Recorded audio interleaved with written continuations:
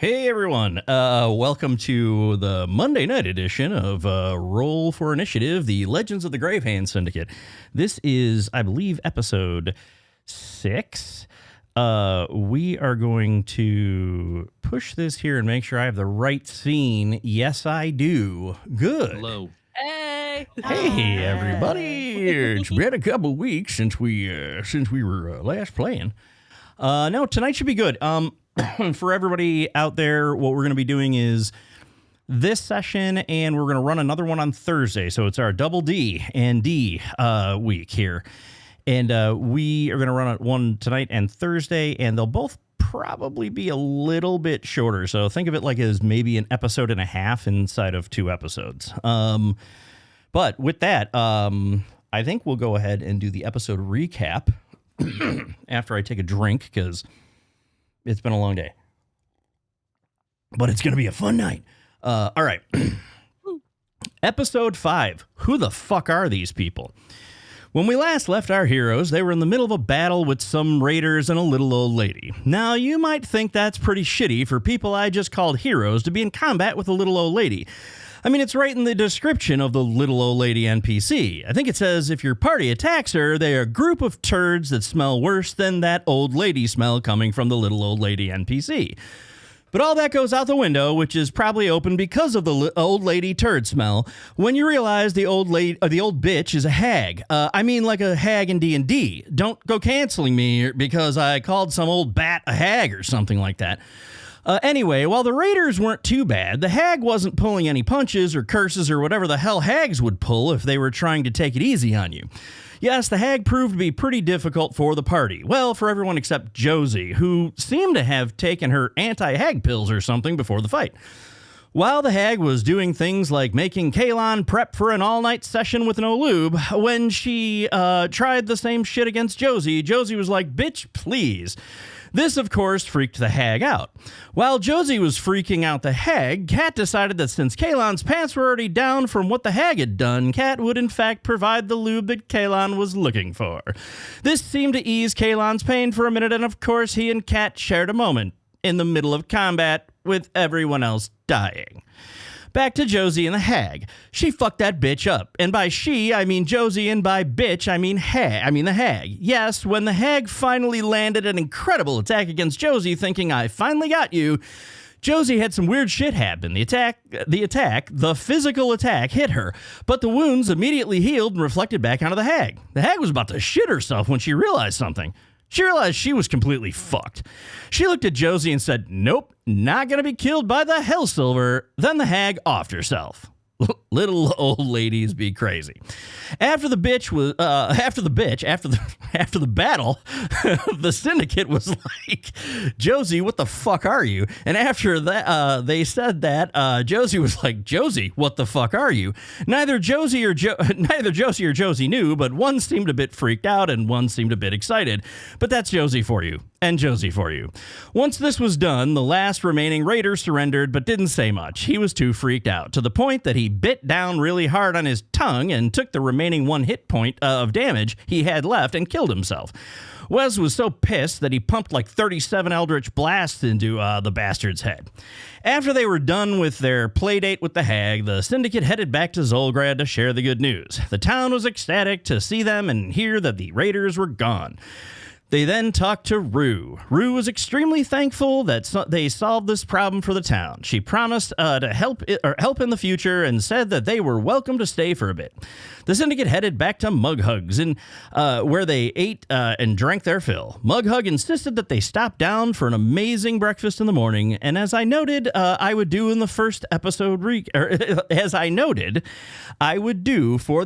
recap, I feel it is only appropriate to mention that it was around this time that Kat was thinking about Kalon and then looked down at the bruises on her knees and smiled.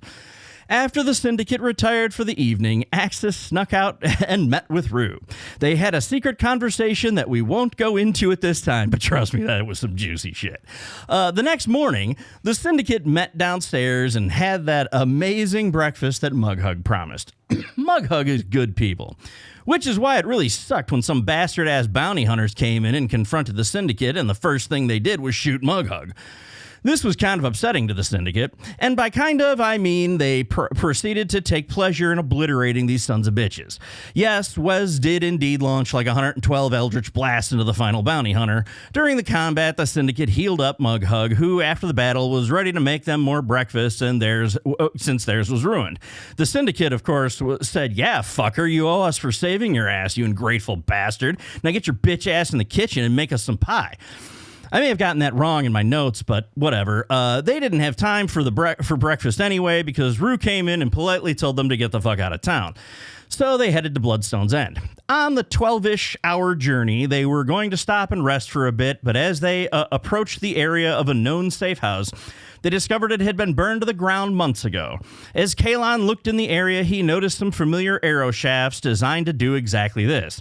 He immediately began freaking out a bit, and when the rest of the party pushed him to find out what was wrong, he confided in them that he had left a very powerful organization.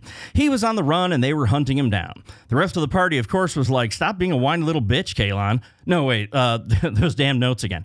The rest of the party was extremely supportive, and while the information was somewhat shocking, it seemed to bring them closer together. They continued their journey. After they reached Bloodstone's End and easily, almost too easily, passed through the gates into the city, they headed to a tavern on the docks where they were less likely to be spotted. A little while later, a courier came in with a package for them. The courier was surprised that they were there and said that for the last 100 years, that package was sitting in their vault with instructions to deliver it to 5 people, matching their description at this exact date, time, and location. They opened the package, and inside was a note from none other than Novris. The note picked up their conversation that was abruptly cut off a couple days before in Zulgrad, when Novris was pulled through a rift. Yes, this fucker somehow went back in time over 100 years and decided that the best way to get them the message he didn't get to complete was to send it via snail mail to them across a century. Who the fuck is this guy? Anyway, Novris's note gave them the name of the contact they should seek out, the Collector. Though Novris didn't trust him, he does think the Collector can help. Shortly after this, the group heard another set of sounds. The tavern got still as about 25 city guards came marching in from all entrances.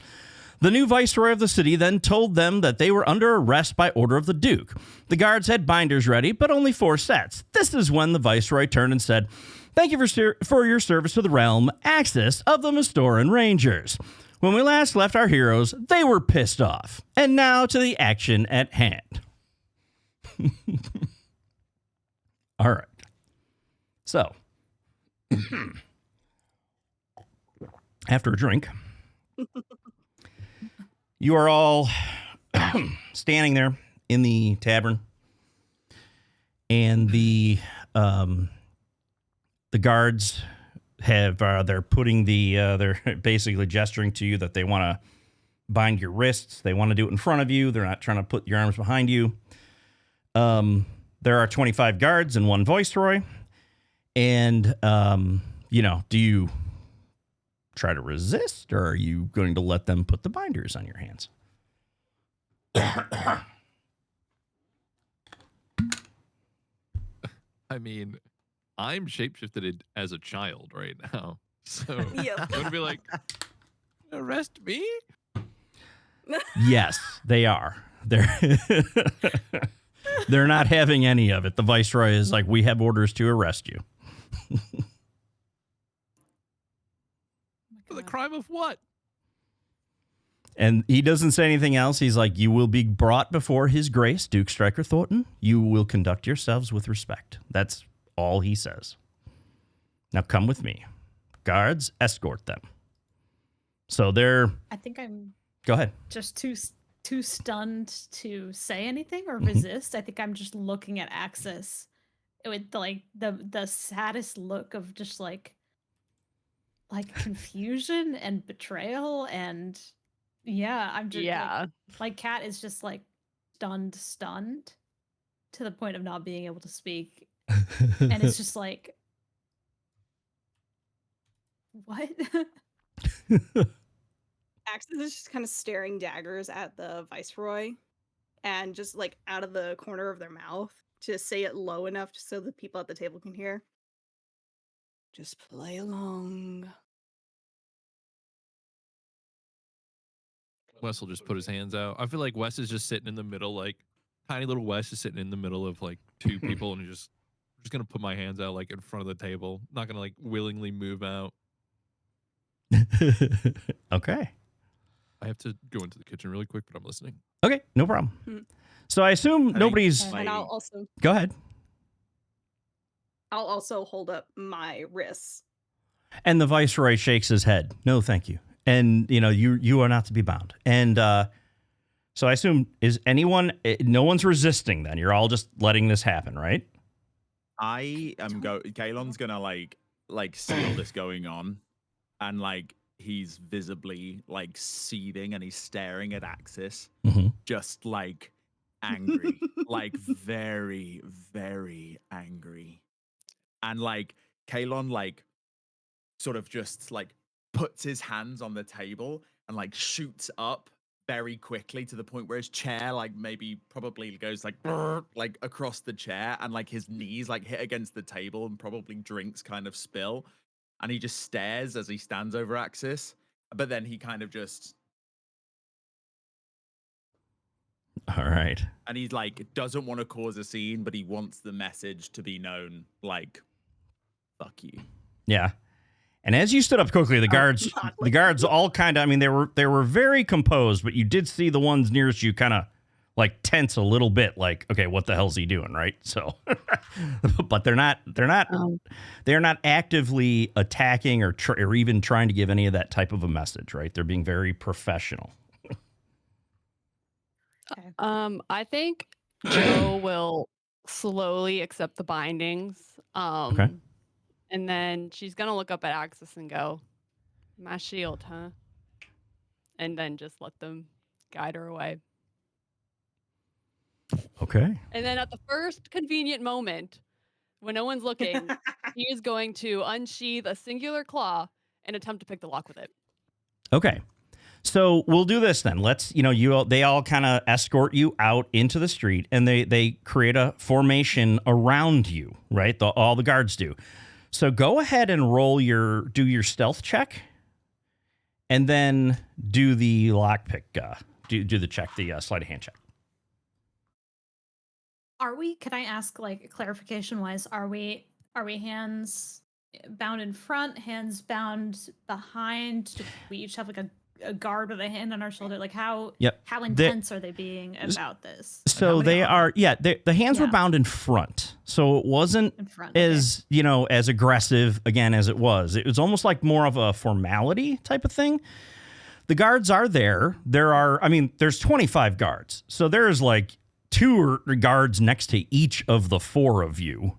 And then there's a bunch of other guards around them, right? So you're being escorted and completely surrounded. Like you're each surrounded individually with the guards, right? So,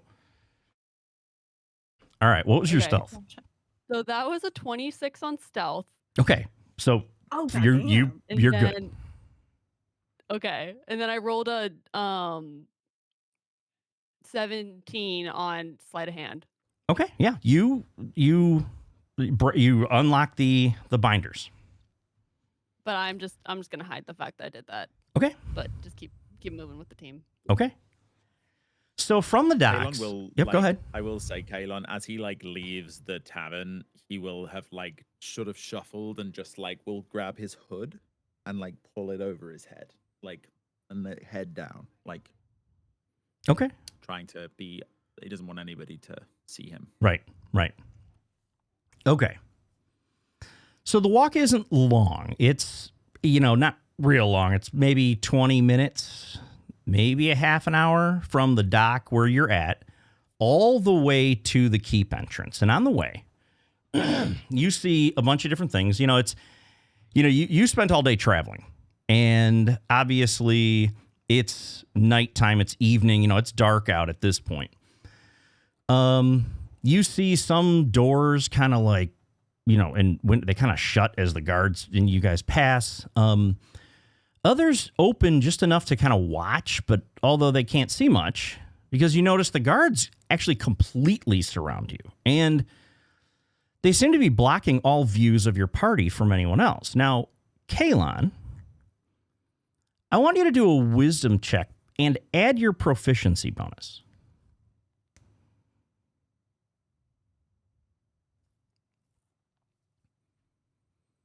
God. That is a 12. That's okay.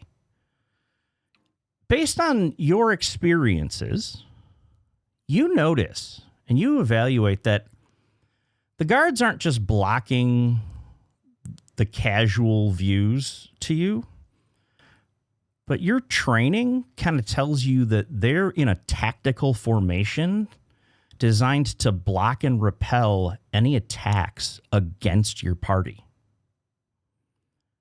So they're actually taking extra cautions to protect you.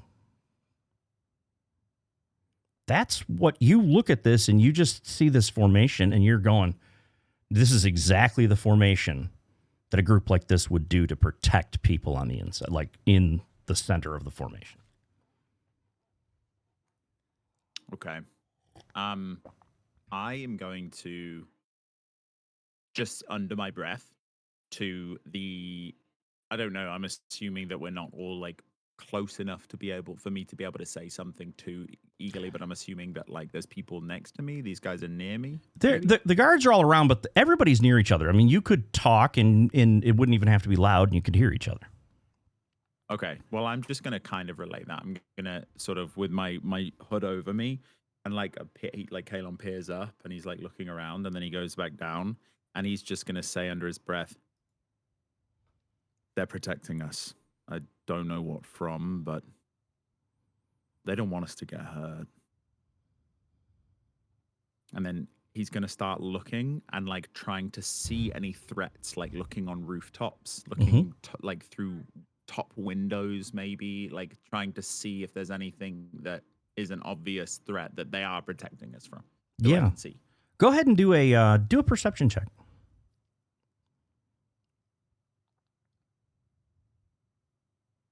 Not one. Oh no. See so you don't notice anything, right?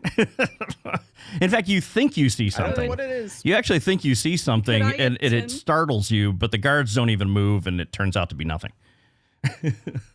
Yeah. Could I feel like Axis, as they were leaving the bar, Axis changed into a different person.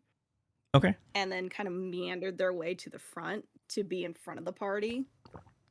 And could I also, and trying to get as close to the Viceroy as I can, because I really don't like this man. Right. Right now. Okay. Yeah, and the Viceroy is like, and the Viceroy is very, cordial to you and very friendly and, looks at you as an ally. I mean. Mm-hmm. I'll kind of under my breath to the Viceroy go, the next time you go to get somebody who's undercover, maybe don't announce it. And he just kind of looks at you and goes, he kind of nods his head and just keeps walking. Like, the smile that he had just kind of, fades. And it wasn't like a angry thing. It was almost more like an embarrassed thing. Yeah. So that's what happened. So you guys, you keep walking, right? You get, across the bridge onto the grounds of the keep. And as you're walking, you are passing by the very spot where you were when you attempted to assassinate the Duke. Several days ago. Where one of us died. Right. Where fake Wes exploded. And you even think as you pass by, you might see a couple little wood chips still there, or a couple little flesh chips or whatever they were. And you walk up. Not like that. Yeah, right. You arrive at the keep, and you half expect to go up the big grand staircase, but the guards lead you around to the side of off to the side, around to the side of the keep, the building. It takes an extra few minutes to walk around there. And there's an entrance. And it's kind of a hidden secret entrance, right? And it's a lot more secure. There's actually guards nearby, and they all, the greetings and everything. They open the door. And you enter, and you are brought through hallways, and you're led to your meeting with the Duke. And anybody who's, all of the characters have been around. They're probably familiar with these types of keeps and everything. You can tell this is the entrance, the doors to the throne room of the keep. All right. And as they open the doors and you walk in, the room does not look like you expect. In this chamber, and usually you would see it's a big grand chamber with, a kind of cathedral ceiling. There's actually a patched up hole in the ceiling. And it looks freshly patched from maybe a week ago. And you see in here, tables fill the chamber.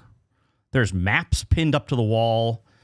There's like different, ranger sigils there. And there's obviously Bloodstone's end sigils and other things. You see people going around doing business. It looks more like a command center than it does a throne room. And at the far end of the hall, beneath like tall windows and everything, you see the throne, but it's actually just sitting there collecting dust. There's like books and supplies stacked on it. It's untouched.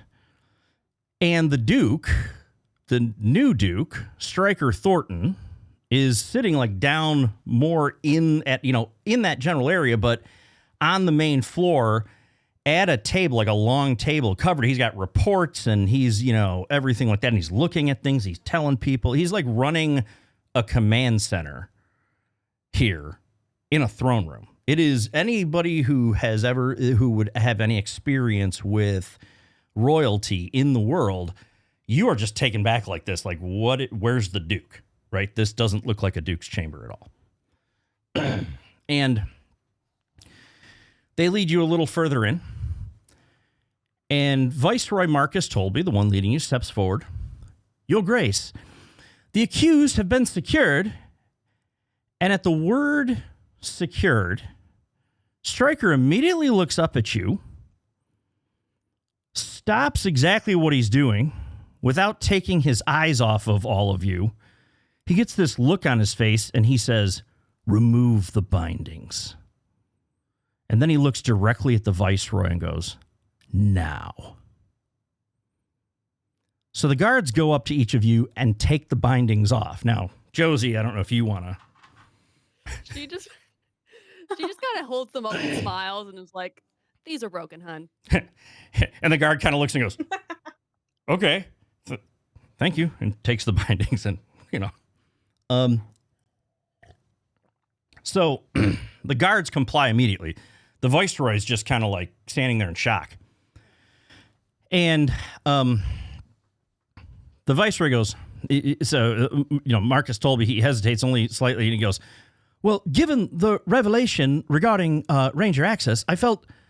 And Stryker turns to him with this look on his face that's even more pissed off than before. And he goes, and that information, that information was not yours to reveal, Viceroy. And the room goes completely silent for a moment. And you just see the Viceroy like stiffen up. And he's like, yes, my lord. He's like, you may wait outside. And so the Viceroy just turns around and exits, and closes the door. So you see, after he exits, the chamber kind of grows quieter and stuff. And so people kind of continue about their business. And no one's kind of approaching, but Stryker, the Duke, steps forward and he steps down from that table and he comes up to you.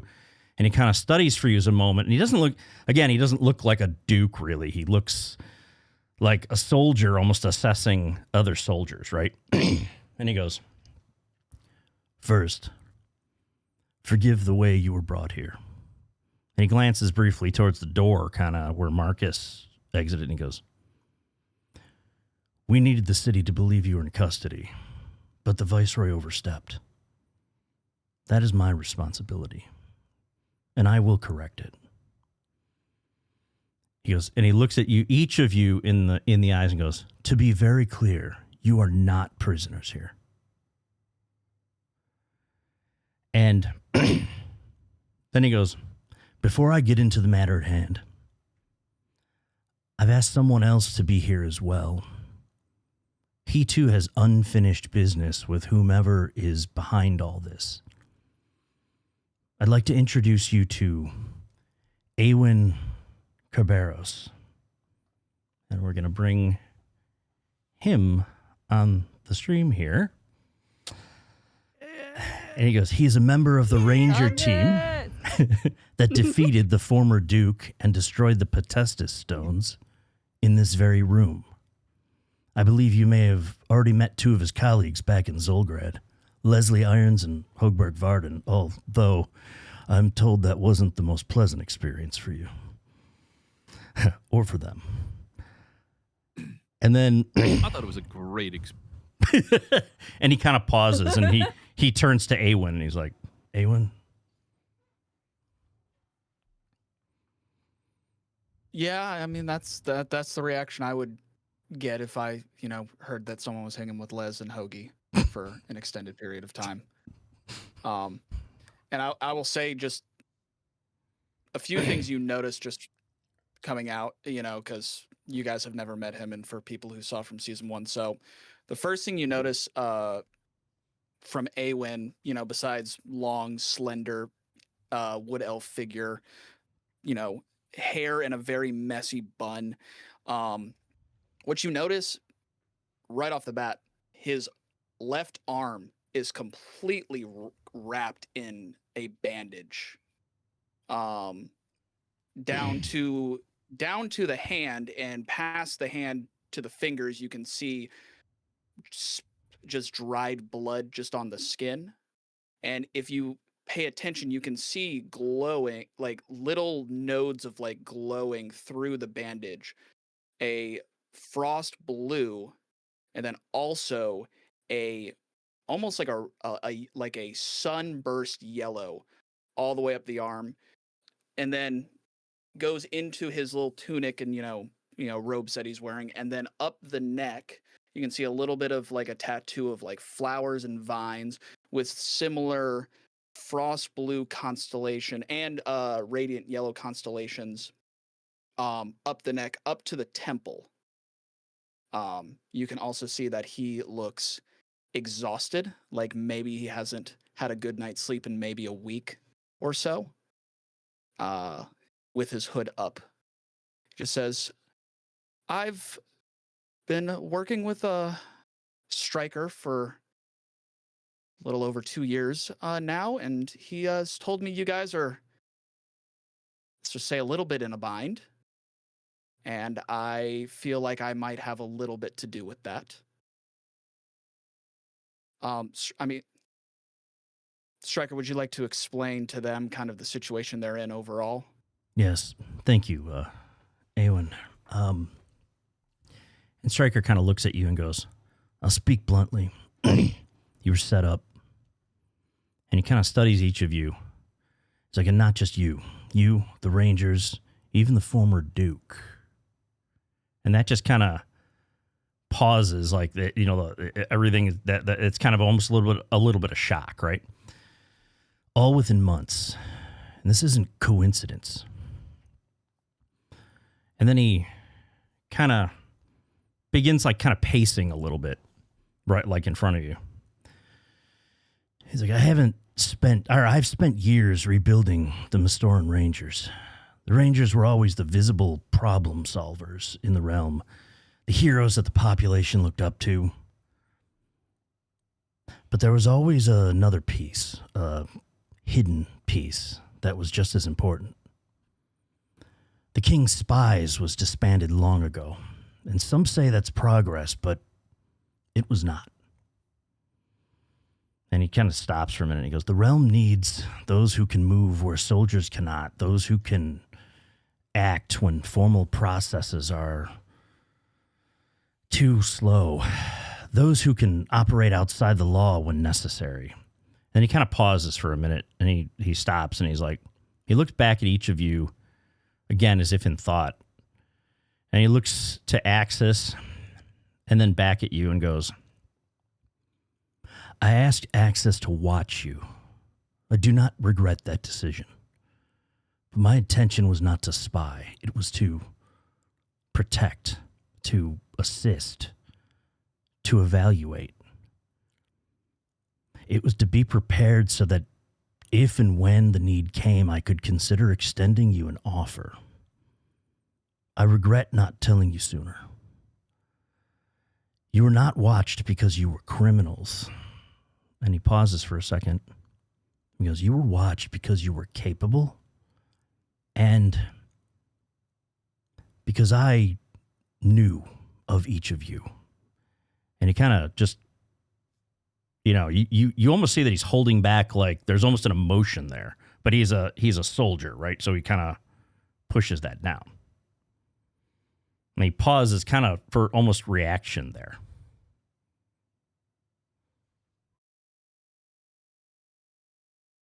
DM, can I do a blind insight on Striker? Blind insight, sure. Do you have a bonus to it? +6. Mm-hmm.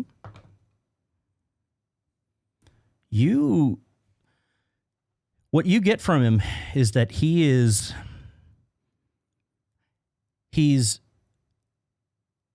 emotional about that last line, right? Is that he knows of each of you, right? Of each of them. The Rangers, or not the Rangers, the Syndicate. Sorry, you're a Ranger and Awen's a Ranger, but he knows each of the Syndicate members. Although, like he's not exactly forthcoming right now with how he hasn't said anything yet. It's almost like he held that back a little. But he seems truthful with it. I think that like when he said, "I know of each of you," Kalon will begin like just that doesn't sit right with Kalon. That like he knows of us, and Kalon will begin to like look around and like look at like the exits and look at everyone in the room and try and see threat. And he notices it. The Duke, he's a former head of the Mistaran Rangers. I mean, he was an original Ranger. And when they all disbanded, essentially, he was the last one and then reformed it. So he notices these things, and he looks and he notices you, and he just kind of smiles and he goes, Kalon. He's like, a few years ago, he's like, let me put your mind at ease, hopefully. A few years ago, an emissary from the Zenith visited the capital and spoke with the Regent Lord. They were formally requesting our cooperation in finding a missing warrior that they believe may have come into Nova Mystara. And then he pauses. And you just see this look on his face, like, and he just kind of goes, there's always been peace between the Zenith and Nova Mystoria, but not trust. I suspect the peace is only because Nova Mystoria would be quite formidable as an enemy. So when word reached me that you, a former Zenith warrior, was in Nova Mystoria, I did not pass that information on. And he studies you for a minute and he goes, you left something powerful. That told me enough. Since then, I've done whatever I could to divert your pursuers.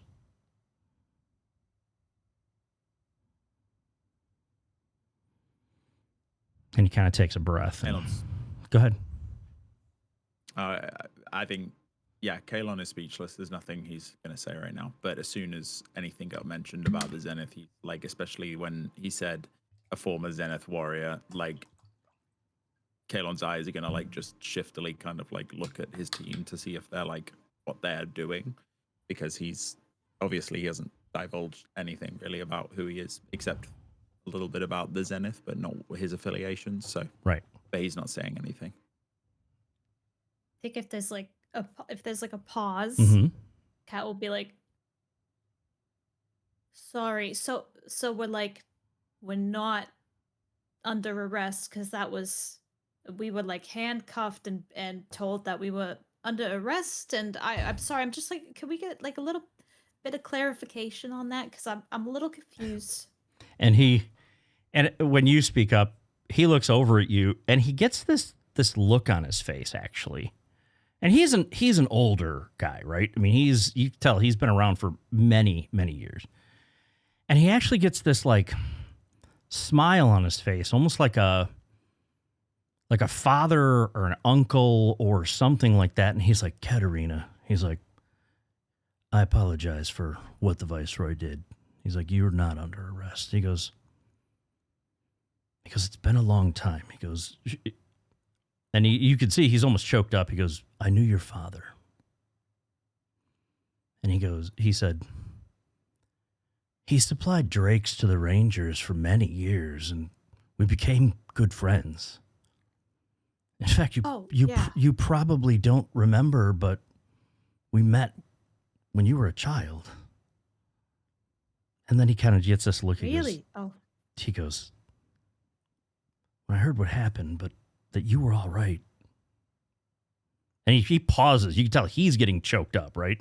He goes, I chose to keep distance after that. You deserve the chance to choose your own path. And he just looks at you straight and he goes, but I never stopped looking out for you. Oh, thank you. That, God, I just rather not talk about it. And he just nods his head. You actually see a tear run down he just goes like that.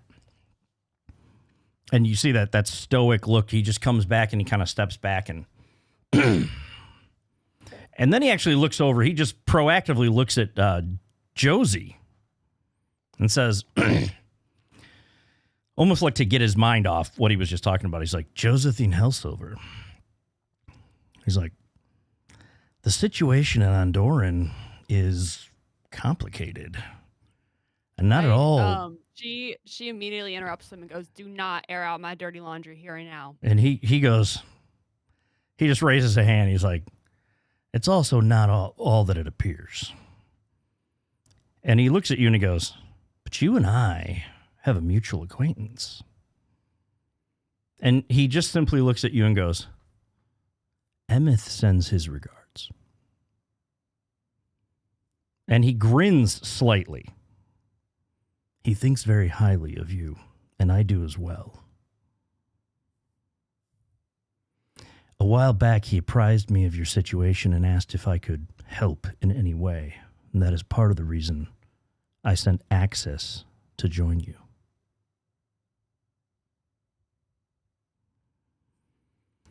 And then he looks at Wesley. He goes, Wesley Vinificus. He's like, I'll admit I know the least about you, which makes you the least predictable of the group. And he kind of... And as he says that, I'm going to break my child form. Yep. And Did you predict that?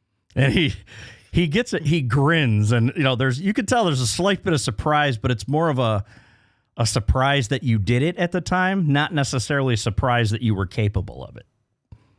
And he goes, by the way, that's not an insult. He goes, what I do know is that you are extremely capable and are loyal to Josie, and I respect that a great deal. Now. Well, you're not wrong. He goes, now. So why did I turn to Josie real quick and be like, he's reading me like a fucking book. Get ready, wizard boy. Right. He goes, so why did I bring you in now? As I said earlier, someone's been moving pieces on the board. The Mastoran Rangers fractured, the Gravehand Syndicate on the run. A former apprentice of Potesta's Bloodstone, dead. The former Duke and Viceroy of Bloodstone's End, dead. The former head of the King's spies, gone mad. The longtime chieftain of Zolgrad, Ragnar Hammerfall, dead. the head of the Arcana Council, Archmage Eminora, hunted, spied on, captured, and almost killed. The leader of one of the largest crime organizations in the city, Don Orcleone, captured and almost killed. 3 of the most powerful and dangerous magical artifacts that have been safely locked away for decades, all brought together and then destroyed. And right before all this kicked off, just as I was getting close to discovering these connections, I was captured and put into a catatonic coma only to miraculously wake up when it was all over. And he pauses. He goes, "That is not chaos. That is design."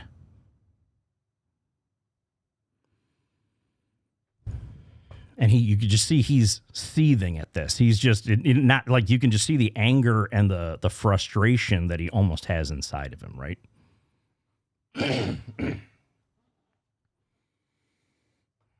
So he's like, "Look, I'm not trying to form a new band of spies tonight. I'm not trying to recruit you or command you or anything. I'm asking you to consider that you are not enemies. You are valuable and powerful assets, whether you wish to be or not." He kind of steps back a little bit. "Know that if you choose to act, you will not act alone. You will have quiet, indirect support, safe houses, information when possible, contacts who still remember what loyalty means. You will also have some more direct support, I think." And he looks at Axis and Awen and kind of glances over at them and goes, and then looks back and goes, "I'm asking you to help get to the bottom of who or what is behind all this, to help stop it. Someone has been moving against us, all of us. I would prefer we start moving back." And he looks at you and goes, "Using whatever methods you deem necessary. But the choice is yours."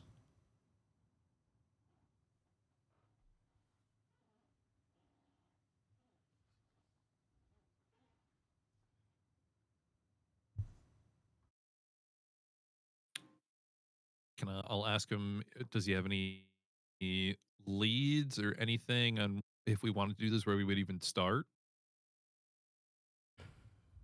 And he's like, that's the question. Because he goes, "I've had nothing but my hands full just trying to put the city back together. I appreciate that the Regent Lord made me Duke, but as you can see," and he kind of looks around and points to the throne room. He's like, "I'm not a noble." He's like, "I'm a soldier. As we get information, I will definitely pass it along. But as of right now, in the past week," he's like, "Nothing. Awen may have more. He's been speaking with Archmage Eminora. My understanding is you've been visited by, if I heard correctly, Novris?" And he kind of chuckles. He's like, "If he's been near all this, I assume half of it was deliberate and the other half accidental. He may have more information for you. A contact or something." And he did give you that contact in the, in the message last week. With that, Axis will kind of step up from where they've been standing off to the side, not saying anything, not doing anything, just kind of standing at attention, and will reach into their pack and hold out their progress report, which is detailing all of the things that had happened since all of this kicked off. Okay. And he looks at you and goes, "Thank you." He's like, I'll read through this. If there's anything you wish to highlight now or anything, please bring it up. We're going to be looking for the Collector. The Collector? He's like, "All right." He's like, "Well, if there's one thing," and the Collector's very elusive, "if there's one thing I know is that if you're looking for him, he probably already knows it. And so If he wishes to meet, you'll hear from him. He's like, now. Sounds about right. He goes, as one of the first elements of support I'd like to offer in the trade district, there's an inn, and next door to it a tavern. The Tired Mountain Inn and the Drunken Archer Tavern are run by two long-time retired Mistoran Rangers, brothers Galrus and Maldrus Hardstone. It is a safe house. Frankly, one of the only inns in the city that I know is not potentially infiltrated. The choice is yours, but there are rooms there for you if you wish. So, you're offering us a choice, right? If we want to be involved with this. Of course. But,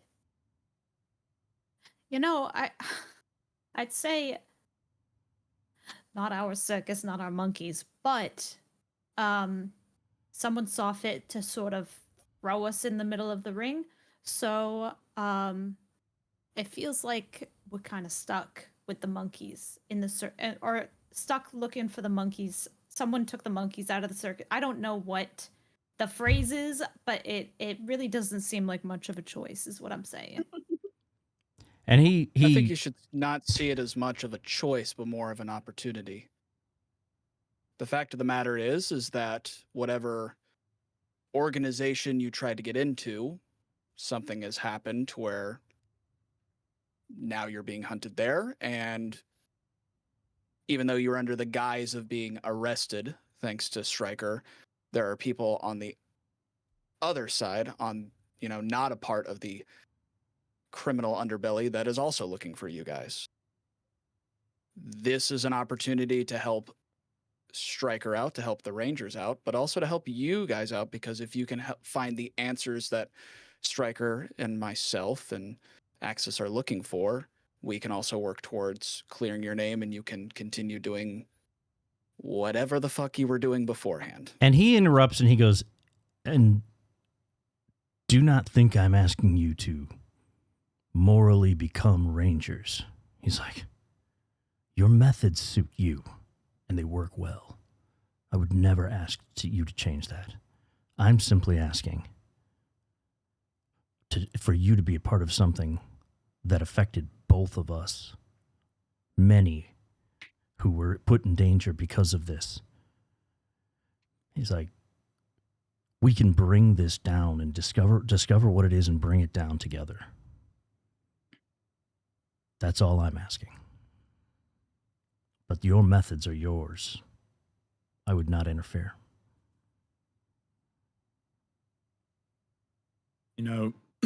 It's all well and good talking about clearing our names. But I, for one, know my name is not going to be cleared from those who seek it. But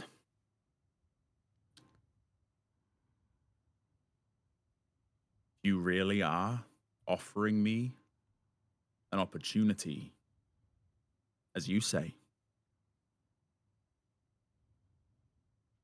then that does sound interesting. But I need time. Of course.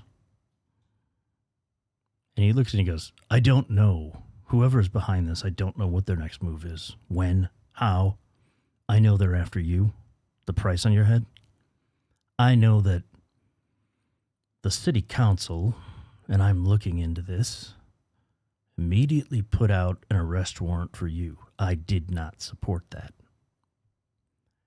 The guards are under orders to leave you alone. And the Viceroy will understand that even more so now. The wanted posters will still be out there. He's like, we're not going to publicly announce that you're no longer wanted. Hopefully that throws whoever's behind this off a little bit. But you are free to come and go in the city as you please.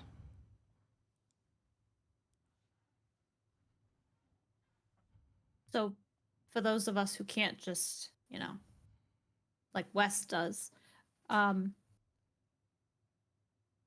you have any way that we could like look different or disguise ourselves? Like, I don't know, magic shit, scrolls, anything like that? I don't have. Is it safe to look like us? You know? Yeah. I don't have disguise options, but if you're with me, I can help us as a group get around in a more stealthy manner from place to place. Right. Okay. Awen is well known now in the city because he was a hero who defeated the Duke. And let's not go that far. Has a bit, well, I understand, but you literally destroyed the Potestus stones.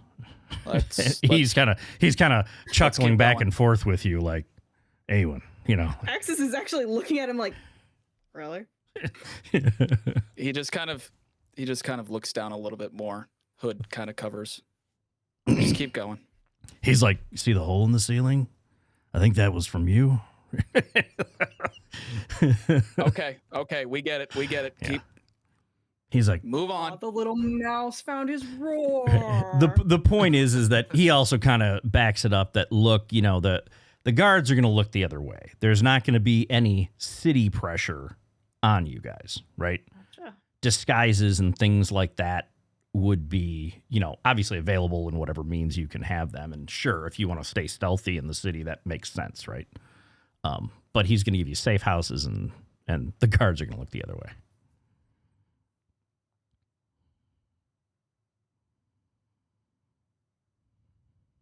Or shall we? Guess so. Now, did you guys have anything? I mean, I remember last time you went to that inn on the docks, right? And he gave you keys, but I don't think anybody had gone upstairs or anything like that and dropped anything off, so to speak, right? Mm-mm. Okay. So the guards probably would have taken the keys and everything. Like I said, he is offering you essentially a safe house at a certain inn and tavern that is known, that basically it's a former Mustaran Rangers that run it, okay? Awen's already probably staying there because that's where they stayed in the first campaign. But this would be, you know, that would be an inn that they're offering. What'd you say? I got the VIP suite there. That's right. The penthouse. You took over Zale's room or something. It's got a hot tub. That's right. The hot tub. So, but yeah, so he's offering you, he said you have rooms there reserved for you, and, you know, ultimately to just be careful because he doesn't know if any other inns or taverns can be trusted. Gotcha. So, but yeah, you're free to go. I mean, he's not holding you here or anything. And he's like, you know, let me know if you need anything. And, you know, basically like that. And he just looks at Awen and Axis and goes, you're free to go as well. I mean,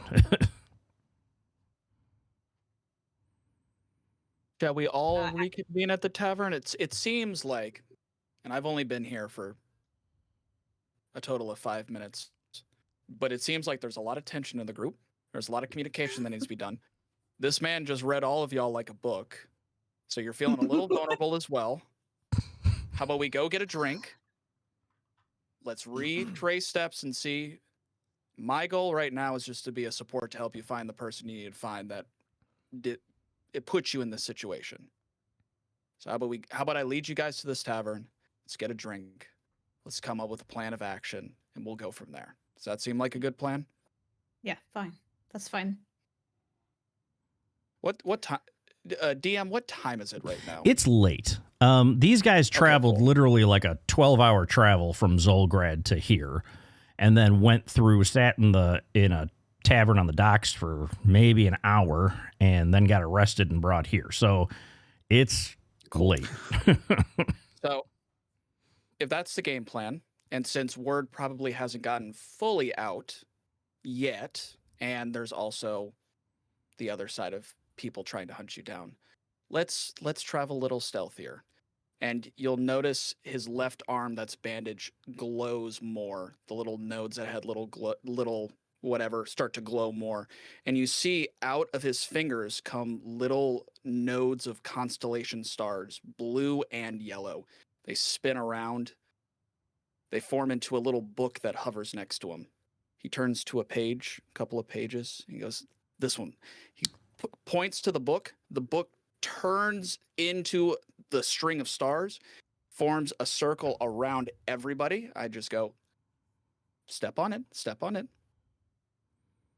And as everyone steps in, the circle starts to spin, and a black void forms in the circle where we're all standing, and shadows start to creep up, and but with little constellations through them, and they start to creep up and just wrap onto your shoulders almost like capes. And we will have Pass Without a Trace as we maneuver ourselves to the tavern. I'm trying to be angsty over here, but that was so fucking cool.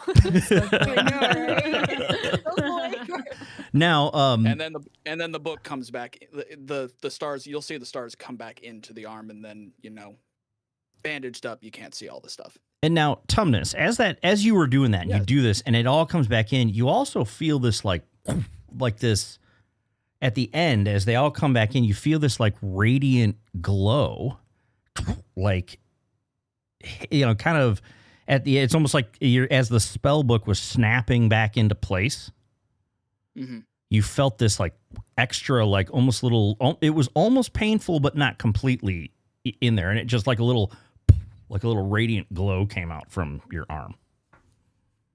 Like my whole arm just did like a little like flashlight. Right. For a quick second. Right. Okay. I'm just going to look at it and just be like, I'm sorry, that's a little new. I'm not used to that yet. And when that happens, Kaylon, do a perception check. That's a lot better. That's a 20. Okay. You feel this like feeling inside that you haven't felt in years, and it's a good feeling. Like warmth, like when things were good for you a long time ago, before things were bad, right? You felt this, and with like your mentor, you felt like that, like this true like energy, and just kind of like for a second. And you note that it came from Awen.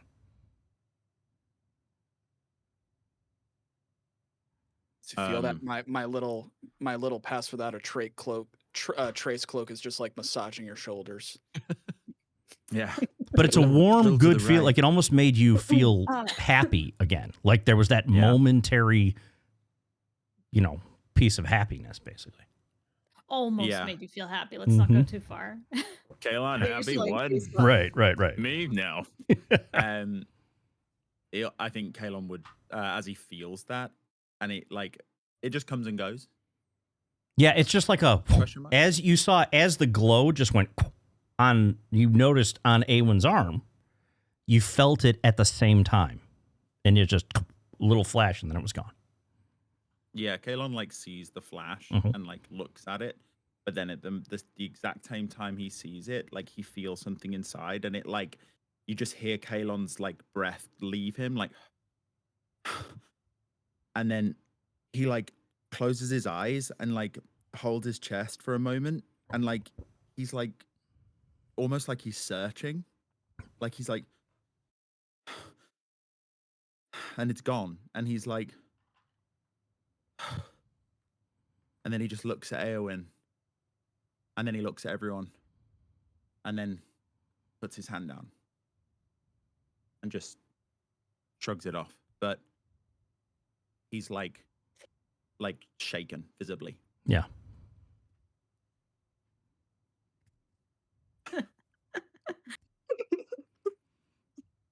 Okay. Shall we make our way to the tavern?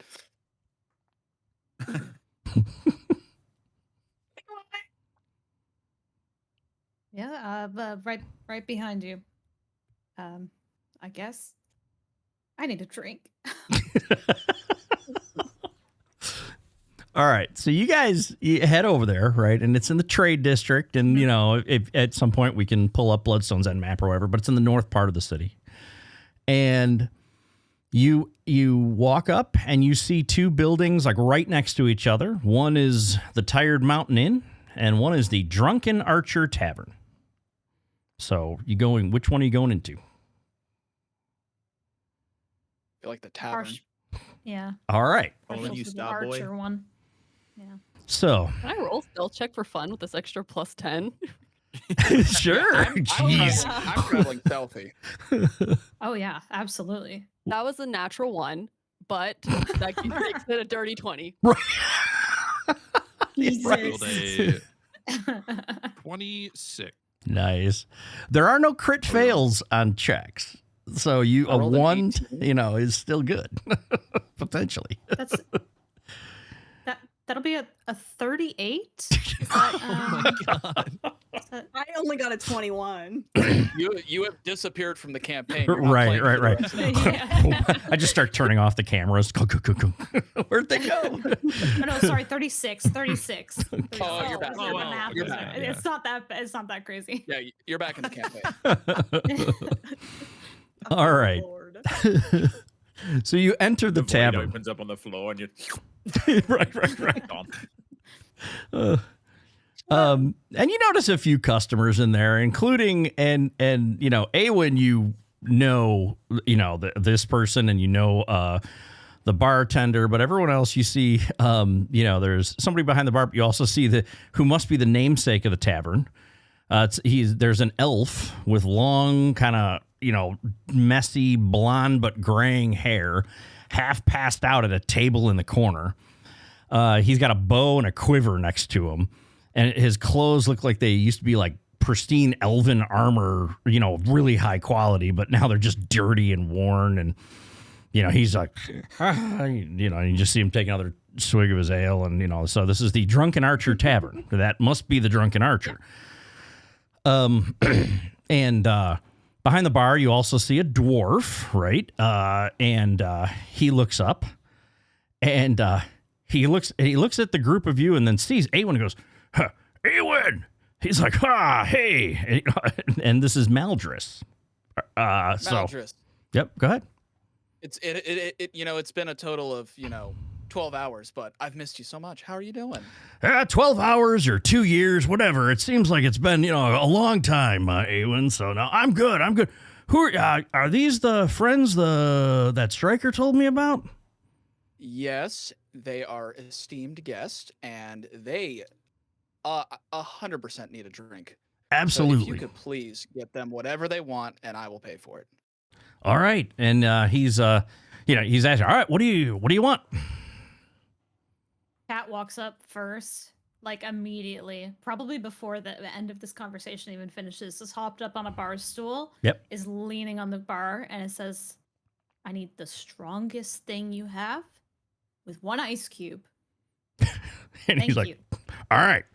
And he pulls out this bottle and he goes, strongest. He puts that down. It was actually a bottle of the stuff that Josie had in Zolgrad. Immediately she perks up and goes, make it a double. Well, and he grabs that one and goes, he puts it back.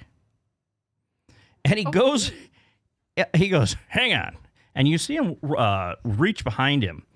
And he opens this cabinet and opens this like chest. And you see like, you feel cold come out of this chest, right? And he's like, I can't keep this bottle out of the chest for more than a minute. He goes, so, and he pulls the bottle out and goes, and he goes, I drink it quick. He puts the bottle back. And It's gone, and I put my cup back down for another he's shot. like, all right. Same. And he's like, Throws it back. she pulls the bottle back out and fills it. He's like, so the first one, he goes, you drink it quick. He's like, that's good. He goes, you can savor the second one. He goes, the first one is the one that if it's going to affect you, it hits, in a bad way, it hits you hard. He's like, but there you go. And he puts it back. And this is like, you just see steam. You actually see as like smoke is coming off of it, like the other bottle, except you actually see almost like it's trying to self-ignite from the air. Even though you see like little flashes of like almost arcane glow type of a thing. He's like, just don't be too long with it. He goes, it'll last about an hour in the glass. He goes, I assume it won't be there that long. All right, what else? Josie, go ahead. If Josie downed that first one with me, I pick it up. I look at Josie, and I go for the cheers, and then I tap it on the table, and I down it again. Clink. Yeah. Clink. And he saw Josie's eyes perk up at that first bottle he grabbed, and he's like, all right. He goes, I can't keep going in the he goes, but here, and just sets that bottle down. He goes, have as much of that as you want. He goes, I can get you more of the other stuff a little later. So incredible. Yep. What else?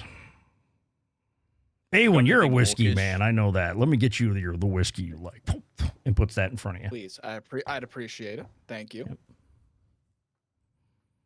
Have you got anything orcish? I do. I have blood wine if you want. Yep. And he Yeah. Oh, yeah. Pours that out, and it's Blood wine. thick and heavy and harsh, and Yeah. he goes, I get this straight from Zolgrad. He's like, Mughug. Mughug and I are good friends. Oh, you know Mughug? Oh, I do. Great guy. He is. Can I have one more? Absolutely. Pours that for you. And he actually just leaves the bottle. Like, I mean, he's just like, whatever, you know. He's like, Stryker's picking all this up, so have what you want. And he looks at Axis, and he's like, can I get you anything? Water. All right. Pours you a nice glass of water. And he looks at Wes and goes,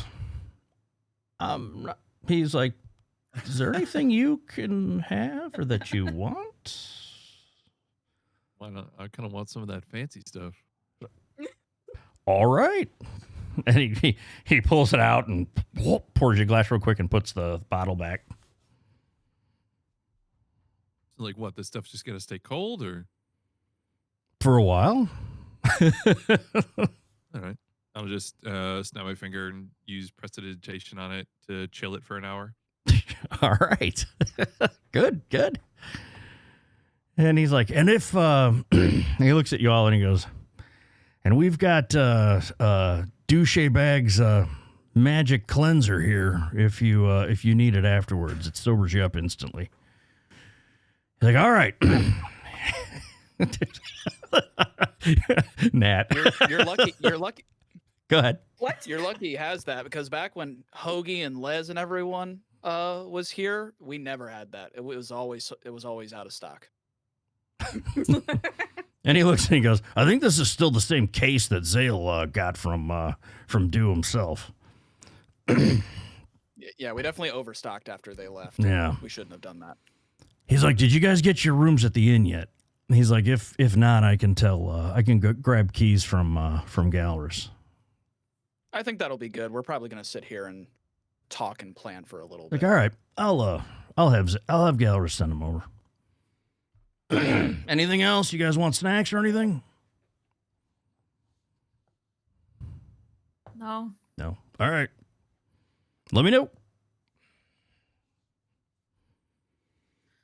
So A1's just gonna sit back with his whiskey. He's gonna start unwrapping his arm, the wraps around his left arm. He's just gonna be like, so, how was the day, everybody? Very eventful. As Eowyn is unwrapping his arm, Kalon like just is sort of like staring at it.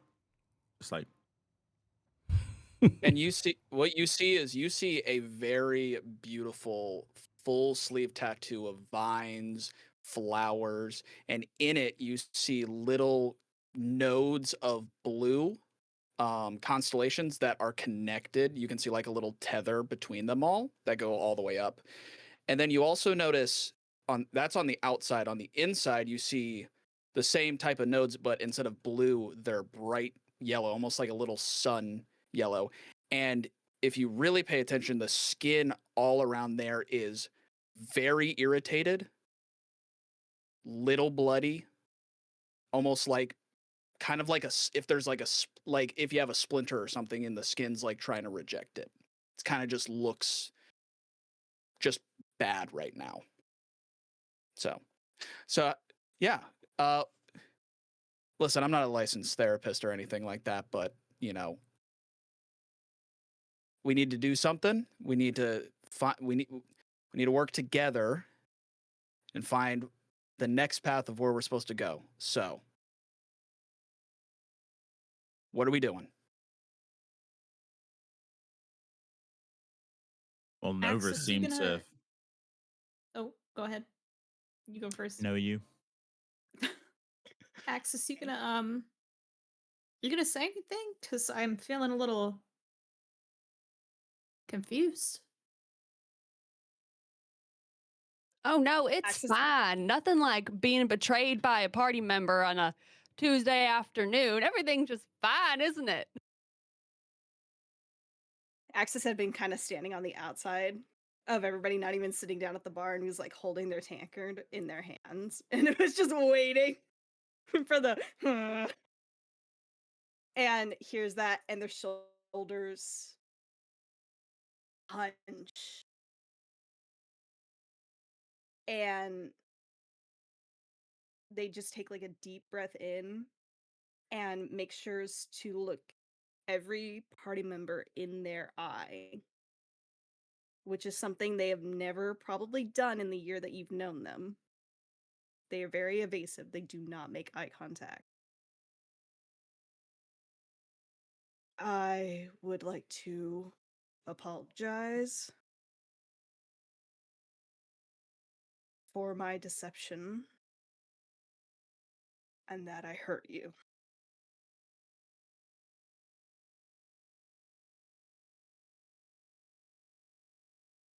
Ask what you want.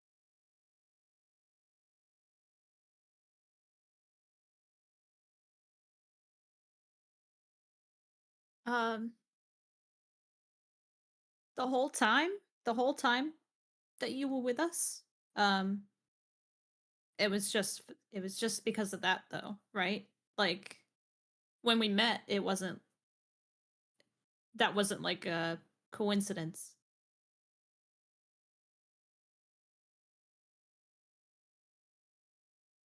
I made it like a coincidence. Right.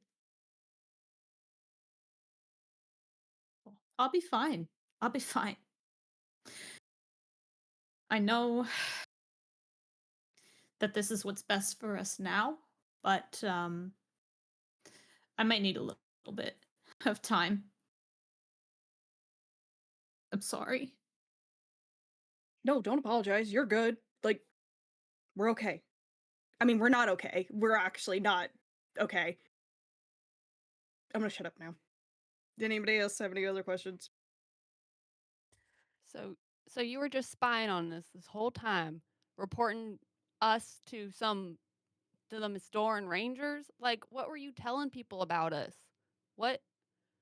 The whole time? I wasn't necessarily spying.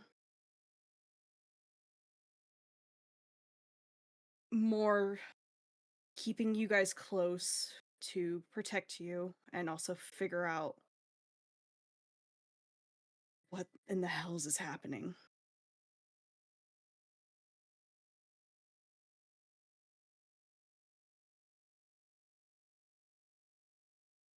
I never gave personal details or anything like that. Never. And Axis makes sure to give Josie, Kalon, Wes, and Kat a look in the eye if they meet them. And each time, you don't know it. You know everything. Bitch! I mean, Kalon's not looked away from your eyes this whole time, so you will have caught his eye. And it's very easy to see that they are very, very uncomfortable every time they meet your eyes.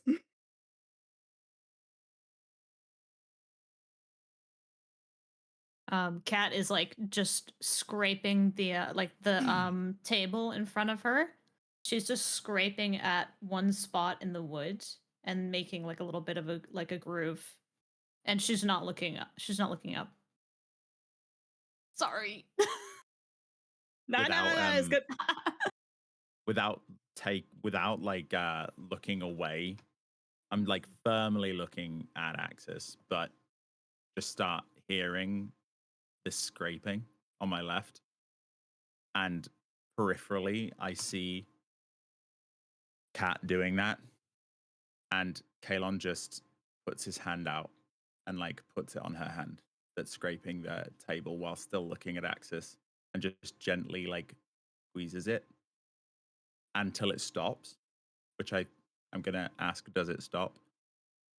Yeah, she freezes probably and takes And then a he deep just breath. like he just holds it and then like puts it below the table, and then like kind of lets go and lets the hand rest for a second, and then puts his hand back on his hand and keeps looking at Axis.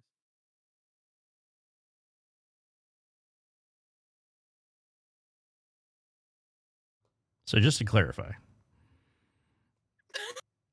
Kalon took Kat's hand and put it below the table? Den.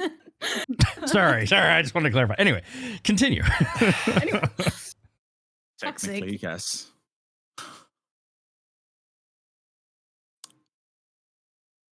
Well, Axis, sorry, go ahead. Keep going. No, go on.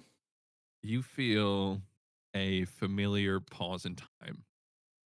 Oh God. Just a momentary pause. And then when time comes back, you feel a hand on the back of your neck and you feel like a burning energy starting to surge in it. And you just hear Wes say, I've been betrayed enough times to not care anymore. So I'm only going to give you one warning. But if you betray Josie again, you won't get another. And you'll just feel the energy kind of go away. And I'll walk back to the bar. God, he's a lot scarier. I would need a walk after that. He's a lot scarier when he's not pitching his voice up like 50 octaves. I know. Jeez. I'm actually terrified of him. It's like, you know how like cats will do like a meow that's like higher pitched and Right. they'll be like, I'm a baby, you have to feed me. And then you hear your cat do like a normal meow and you're like, are you a Right. adult, man? Is it getting hot in here? Is anyone else like really hot right now? All right, so time resumes then, right? Yeah. Yeah, no, it just paused from when I went to the bar. So it's like, so Axis froze, and then suddenly when it came back, I had moved and put my hand on the back of their neck. That's real impressive with my height. Oh, I thought you were sick, but Jumps up. Yeah. yeah, I've climbed up on you at this point. Wait, can't you detach your hand? I could, God. but I was prepping Eldritch, like prepping to cast Eldritch Right. Blast out of that. All right. But I could have. Yeah.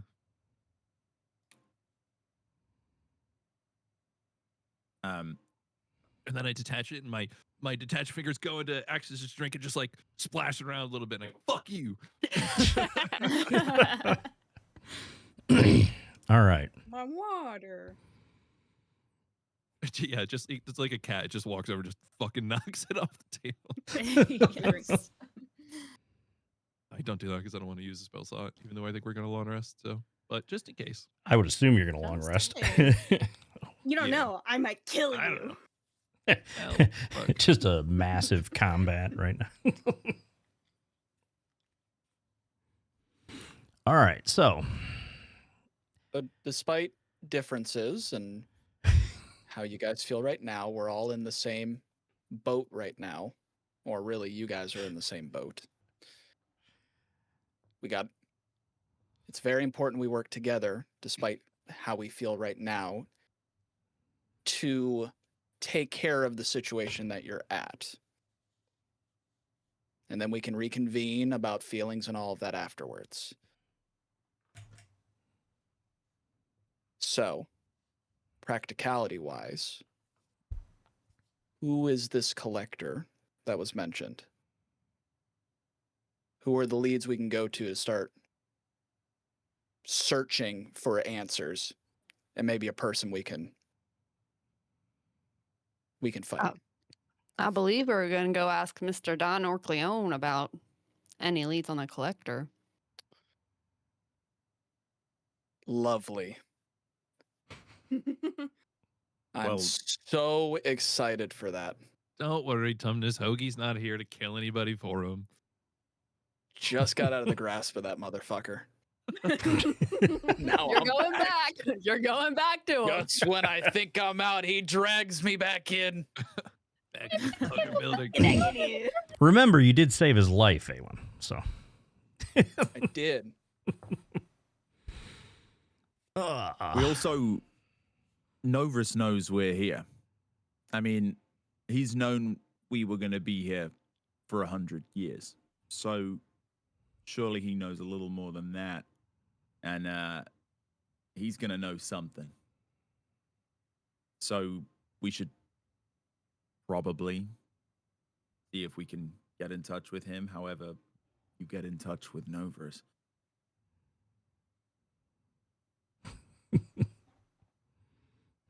Everybody's Who is looking this like, Novrus? I'm sorry. Even though I've been in the runnings with the Don, I'm not really used to this side of y'all's work. Could I get a little who's who? Technically, he's not part of the Dawn's network. He's an supposedly interdimensional time traveler. A little bit of an independent contractor kind of guy. So I don't have a lot of experience with the Dawn's network. I definitely don't have a lot of experience with that sort of interdimensional. We don't have too much experience. It's with hard, him yeah, either, it's hard to but he explain. keeps showing up.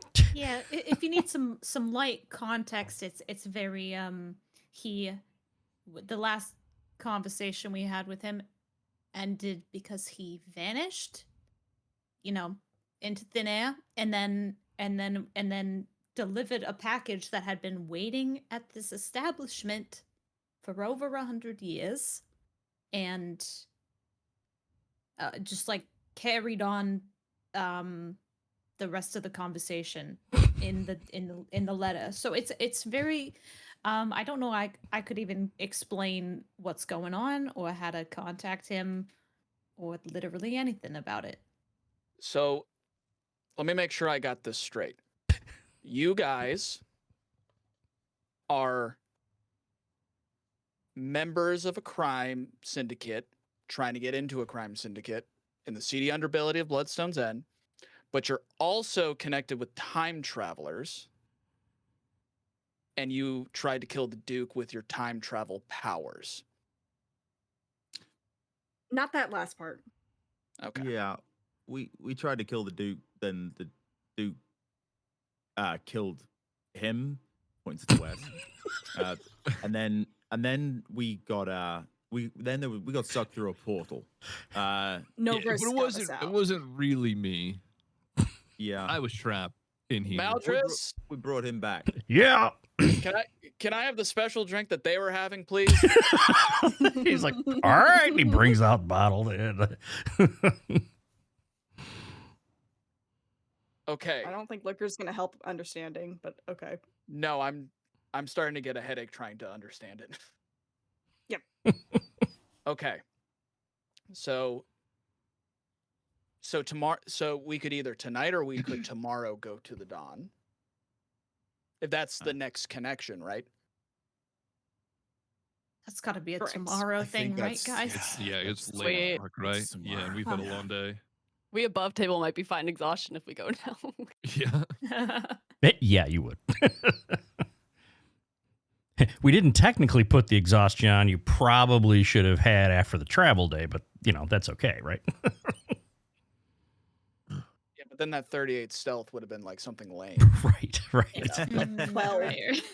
We would have definitely gotten into a fight, obviously. Right. Of course. With a Yeah. couple If of you'd have rolled 37. couple Hey, it of was orcs, 36, a it was fist fight. 36. Oh no. Okay, so we rest up tonight, and then tomorrow we go meet the Dawn. Does that sound like the game plan? Yeah. Sure. Does anyone have any other questions or anything they want to air out now before we move forward? Since we're having this fun share time.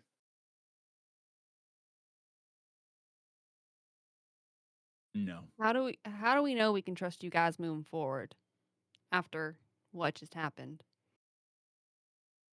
Well, I What else don't know are why you? I don't know why you wouldn't trust me. You don't know me. I didn't do anything to you. That gives me all the reason not to trust you because I don't know you. And up until an hour ago, we were under the assumption Axis hadn't done anything to us, and that was a year's work. And that's what could fair. you have done in 10 minutes? More than you could ever imagine. Well, No. I saw your arm. Yeah. Here's where I'm at. I was given whether I wanted to or not, was given the powers of the Paragon for what I thought was one goal only, which was to kill the Duke. The Duke gathered all the stones together. He tried to use them for its evil. The forces of whatever you want to call them, whether it's a god or the universe or nature incarnate, gave me the powers with the other Mystaran Rangers, some that you have met, to combine together to not only kill the Duke and destroy the stones forever. From that, Stryker informed me that from the Duke being murdered and all of this sort of ordeal that I have been roped into, whether I wanted to or not, and I can tell you for a fact that I didn't want to be roped into this. You guys are now in this bind. And I just feel like I feel partially guilty for that, for my part in it, of what I had to do. And I feel like it's only right for me to at least help you clear your name so that you're not being hunted in this city for God knows how long. I have no intentions of betraying. I don't even have the desire, to be honest with you, to be here today. Not because of anything you guys have done or who you are. It's everything in general. It's the Rangers, it's this, it's I'm the hero of Bloodstone's End because I saved the world from the Duke. I don't want any of this shit. So because of my lack of desire to do this, I hope you can understand that I do not have the desire to betray a bunch of people who look like they could all destroy me in one moment. I have some unfinished business and answers that I need, and I'm hoping that while I help you guys, I can get the answers that I want. Open book.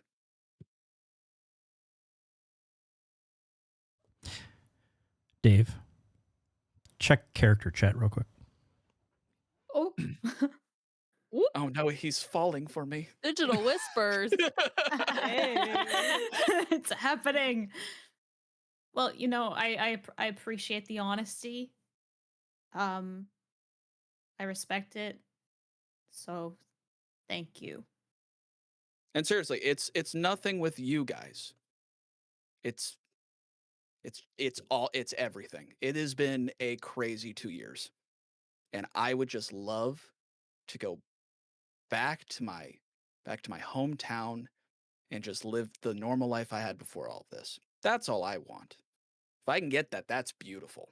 Until then, that's my main goal. So, partially helping you guys because I feel guilty, partially using you guys to find answers. That's how it is. But then you guys are using me to help your situation. So, we're all using each other here. It's just one big circle of everyone using each other. And as long as we're honest about that, no one can betray each other, right? Right? Doesn't that make sense? Kalon just is going to stand up and walk over to you. And he's a pretty big guy. And he's gonna just stand over you. and he's just going to reach down and grab your left arm wrist and like pull it up, and like, but he's gonna like pull it up, like he's gonna like strength, like kind of like that, and he's gonna look at the like inside. a forceful pull. Yeah, like he's gonna pull it, like, but he's not attacking. Like it's not. He's not looking like he's aggressive. It's like I'm gonna look at this, but I'm not trying to like pull you in to punch you. Yeah. Yeah. And he's gonna look at the after you've talked about like how you've spent this whole like 5 to 10 minutes talking about how you've got no interest in betraying us and you don't even know us. He's gonna like turn it over and look at the inside where the suns are. And then he's gonna look you in the eye and he's gonna go, time will tell. And then he's just going to put the arm down, and then he's going to look at everyone, and then he's just going to be like, good night. And he's going to leave and just go upstairs, wherever the rooms are. Next door. Going to go next door. Yep. So, and Kalon goes in, you meet the twin brother of Maldris in the tavern, Galris, who's behind there, and he gives you the key to the room. You exchange pleasantries and stuff like that. So I walk by him and I sort of look at him and go. He's like, and he kind of knowingly looks and goes, "Have a good night." Is he always like this? Yeah, that's actually a good day.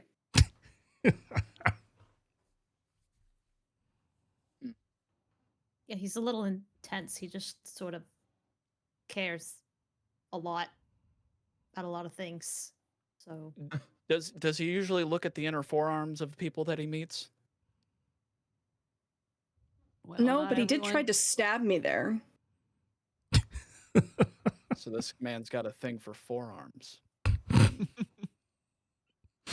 Not everyone's forearms so got this home glowing tattoos that you got. I was like, this hometown that you want to go back to so bad. You have a like a partner there or something?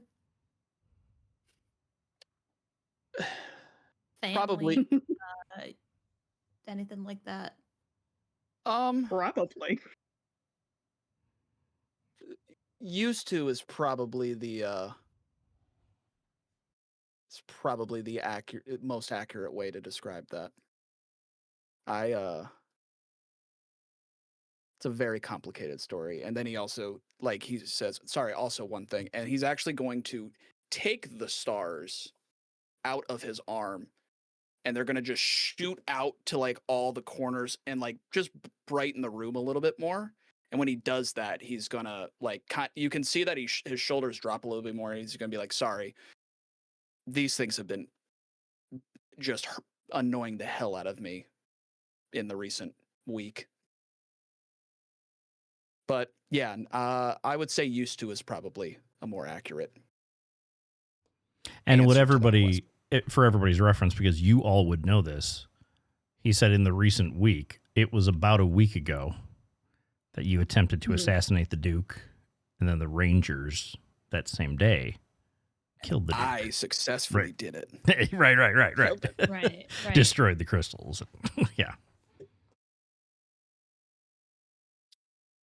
Huh.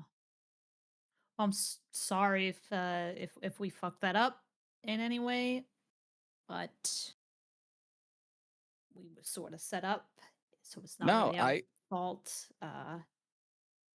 If I'm honest with you, I before all of this went down, I didn't even know you guys attempted this. Me and the Rangers we had, thought the original Viceroy was up to using the crystals for evil. We went there, we did battle, found out we were double crossed, and I think that might have been the time that you tried to assassinate. I'm sorry. And then I look over to Brian's character. You died by the king, but you didn't die? Well, it's actually a really long, confusing story. So I had been I'm already trapped in found out here. you're portal wizards or portal time travel wizards. No. We're not. No, that We're was already weird. That was the Novris guy who sent us through portals. That wasn't us. So, a couple years ago, I'm not going to give you the details on the day, but I was tricked and I was trapped in this amulet here, which was a prison, and my self was replaced, and the Duke actually killed the person who had replaced me, and then part of that I was able to escape this prison. I have to say that before meeting you guys, the most interesting backstory I've heard from one of my compatriots was that his intelligence came from his testicles, which he did not have any. This has been a Oh, night. yeah, I think I met that guy. That sounds about right. Yeah. Very interesting. I would love to sit with you and sit with this portal man and just understand the deep magic of all of this. If you don't mind. I Well, want to mean, understand it. if we could find Novus, then sure we can have that conversation. But I don't know where the hell he is. We need to find this. I have He so kind of many just questions for him. finds us. Really. I would love to find him. I think it would make things a lot easier. How many Yeah, times have you found him? Well, he found us. Or sorry, how many times did he really, find you? But, Well, twice. Right? Yeah, twice. twice in person, but like once. But how did he know we were if you going to count the be? package. Yeah, how did he know we were going to be here? Like, and why 100 years? Like, why didn't he show up here? Why 100 years ago leave a package for us? It seems like so. As you're talking, a message crystal falls out of the sky, and Novris going, "Hey, I got other things to do." No, I mean, I guess we could assume that like he doesn't have complete control over it, but I don't know. Like I understand time. I'm just. I understand time a lot better than most people, and that's way above what I know. Well, yeah. I'm here to help you guys. My only request is if you find Portal Man, please introduce him to me. I have so many questions. But back to the original thing. I didn't know you guys were trying an assassination attempt. I was in ordeals with the Viceroy, and I think on my way back is probably when you guys planned your attack. When the Rangers got back to Bloodstone's keep, it was already littered with bodies. I only found out of your guys' status and situation by Stryker days afterwards, which That's crazy, led us guys. here. We did such a bad job. You didn't even know about it. Well, it's no offense to you guys, but we came back. I saw dead bodies. I saw a crater with like spaghetti and mesh and like bits all, explosion everywhere. And that person got absolutely nuked. I don't know who that was. That's all we saw. Oh, that was probably me. Oh, that was you? Yeah. I threw up into a fountain seeing that. It was disgusting. Yeah. Well, I mean, not me, but not you, but you. Yeah. It was not you, but it was you. But then a portal man came out of nowhere to take the real you that wasn't you out. Well, of you no. And actually, crazy. Little betrayer over here, Axis, took me through the portal. Oh. Right. You're saying the betrayer person saved your life? I don't really know. I don't know what would have happened, honestly. I don't know either because I don't fully understand what makes you you. You're a very unique individual. Cat finishes another drink, like knocking back the rest of another drink, and goes, "So, Les and Hoagie, were they like talking shit about us? Did they really not like us? Was it that bad? Because Oh, it baby. was like a really nice dinner party, and I wasn't trying to be rude, but it got very sort of awkward there, and I just felt bad. Like, you come into his home and it's like, I fucked your wife, and that's kind of that's kind of weird. That's kind of a weird thing to say to someone. So Cat actually, Rue really liked us. She really liked I'm us. sorry. Okay, You you think so? fucked Yeah. Les's wife? I didn't No, fuck not Les's us. wife. It was not me. I should have clarified. Kay did, I guess, in the past when they weren't together. It was they didn't tell you about this, because I feel like now I'm spilling people's secrets and I shouldn't be saying anything, and I'm gonna have another drink. And she just pours from the I think bottle. that was a night that Les wanted to forget. Go ahead, have another drink. I'm gonna look over at Maldris and be like, "What's my current tab right now?" He just Striker's got he's like, Striker will cover it. Don't worry. He just looks into his pouch and sees 5 silver and says, "Thank God." Yeah. Cat, God, you are poor. like suddenly in the blink of an eye, I had ordered a drink. Wes doesn't drink like anything. He's made of wood. So, and just like suddenly that special drink is now in front of you, and Wes is standing next to you. Just gives you a little nudge. She grabs it and Oh my God. It's nice and chilly. Wes is taking the Oh. bottle and just putting a time stop spell around the bottle so it stays cold. Yep. Incredible.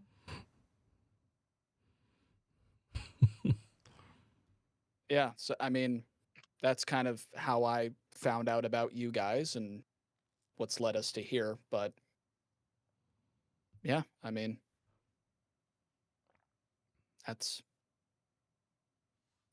basically all I know. Sadly, I'm here as support, but I'm not a wealth of knowledge. There's definitely a billion questions that I still have, and thanks to you guys, I probably have 2 billion questions now.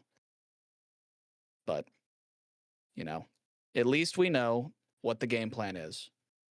We go see Dawn, we go find the Collector, and if we find Portal Man on the way, then Yahtzee. You should write down your questions before we meet him, because he seems to have a limited amount of time. What? Yeah, you're gonna want to talk pretty fast, because otherwise he's gonna be gone. What? Or if you write it Done. down, give it to him, and then he can send a message back. Ooh, that's a good idea. I'm just gonna start. He's gonna like take out and he's gonna start writing questions, planning on just giving him the whole book.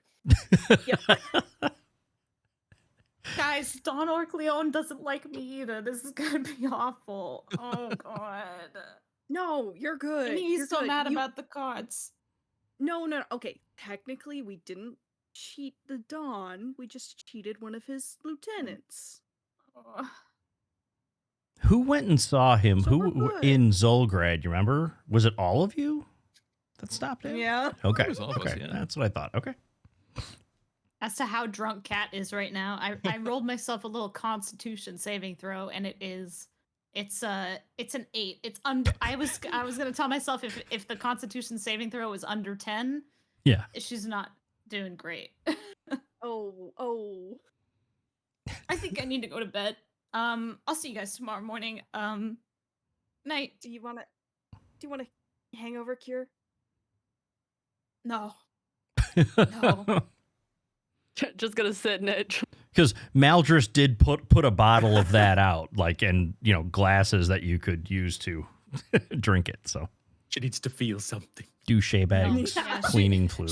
She's going up. She's going upstairs to go to bed, and if you pass by her room, you're gonna hear you will probably hear her crying a little bit audibly. I think there's some audible weeping.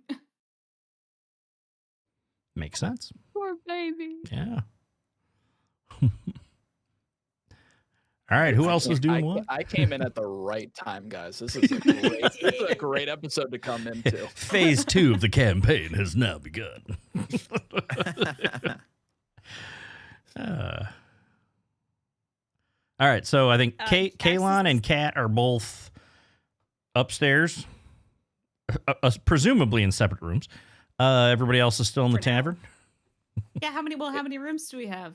Whose room is next to whose? How many? You each have an available room, but you know. Okay. Yeah, I'll be alone, All right. crying into my pillow. I don't like railroading, Axis's so intention- the choice is yours. Axis's intention is just to stay there until everybody seems like they don't have questions for them, and then they're going to leave. Cool. Yeah. I mean, if we're all going up. then- Yeah. All right. Yeah, Josie. I also rolled an 8 on my Constitution saving throw, and then I rolled a 5 on a performance check. So, she's heading up, but she is stumbling. And does Josie want a hangover cure or no? She doesn't Yeah. ask Right. for one. All right. I'm gonna pull Axis aside Mm-hmm. just for a quick second. I'm just gonna be like, hey, I know that was tough. They'll turn around eventually. You know, there was a time. I don't know if we've been, in and out, of same groups and stuff. There was you know that I'm not much.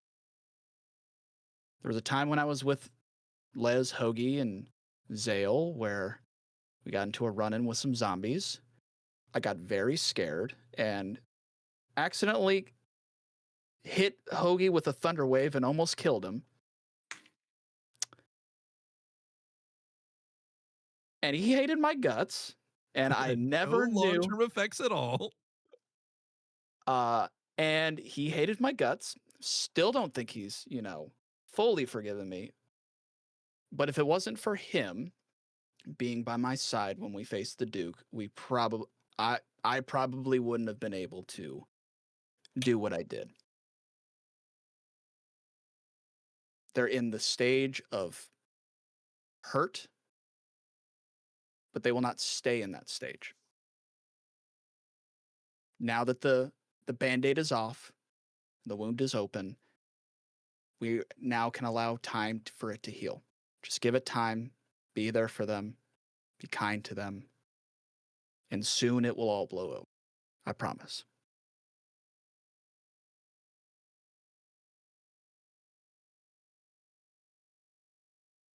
I've never had friends before. This sucks. And just walks away. And Awen's going to stay at the bar. Mm-hmm. He's going to start writing some things. And then he's also going to message Archmage Eminora and let her know that he has now heard of a time-traveling portal man. Okay. Oh, And no. will give Eminora more info when he finds it, because Okay. he's very excited.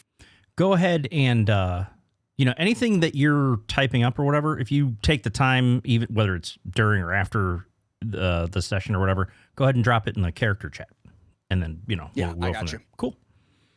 I got you. Awesome. Well, with that, everybody goes. Then I assume everybody heads up and everything. You can take a long rest. So in the whatever hallway we're in, Mm-hmm. Wes is going to be sitting in one of the rooms, but there's going to be a hand sitting in a dark corner watching the hallway, waiting for everyone to go to their room. Okay. And once everyone does, I'm going to go out into the hallway and cast alarm and make a cube across everyone's doorways and the entrance to the hallway. Okay. I'll make a note that you do not see Awen go to his room. Cool. In the middle of the night, the alarm for Kat's door goes off, but Okay. she's run So outside. I've said it just to alert me, not to Yeah. make an audible noise. Yeah, that alerts to you, and if you go to look for Kat, she's gone to. I assume there's not bathrooms in every room in this tavern. Yeah. No, I mean there's no, actually there What's are. the bathroom situation? There are. You have it's a really nice place. I'm thinking back to what it was Oh. during the first campaign. No, this is These are nice rooms. It's a pretty nice place. Okay, if it's a very nice room, I will be discreetly probably expelling some alcohol. I was thinking that I would have to she would probably end up running out in the middle of the night to try to like find a place to puke. Opens the without window making and a mess. out on the street or something, you know. Yeah. And Just Wex is so demure, just Right. Wes does notice that Axis pauses outside of Josie's door and then goes down the hall. Rev.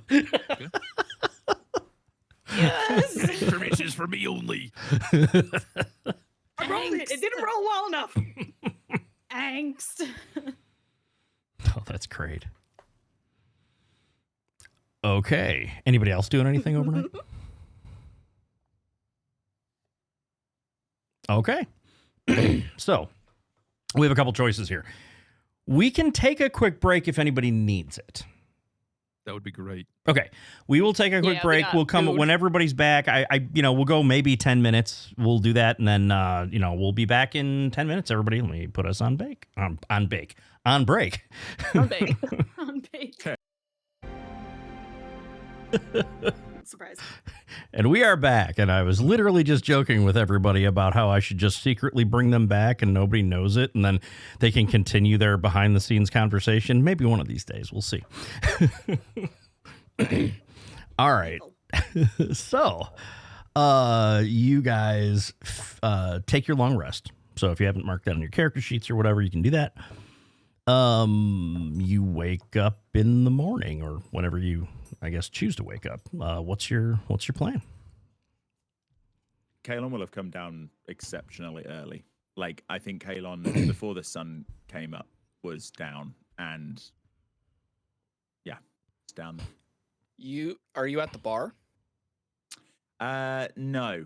I Okay. will probably just be near the window, by a window, and I'm just going to be, like, looking out. Okay. A1's at the bar. A1 never left the bar. So Jesus. he's Oh, still so okay, I don't know if I will have come past you then. I guess I came in. Will I've seen you? I don't know, Den. What's the? Because it isn't it taverns on one They're side, separate, inns right? on the other side. So if you Yeah, came they're down from like the two end- separate buildings, but I always pictured them as kind of connected. Like there's like, you know how you got Yeah. two buildings that have like a passage through type of thing. I always Yeah. pictured that. So like from the inn, you could kind of see into the bar, into the tavern area, Yeah. So maybe I will- maybe you see me, but yeah, I'm there. I would go up to you if I saw you. Yeah. And I will, I'll just sit down and I Okay. will, I think Kalon sits down and he like looks forward and,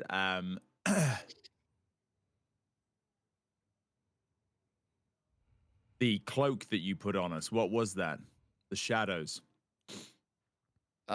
He looks up. You notice he has a coffee in one hand, on his right hand. Left hand, he's writing in a book. That is it's like a small little notebook that is already half full. It's like at the halfway point. And he just looks up and it's just a simple spell that most believe druids, wizards, and sorcerers are able to harness the magical abilities to grant party stealth features. Mine's just, a little more fancy, I guess. Okay.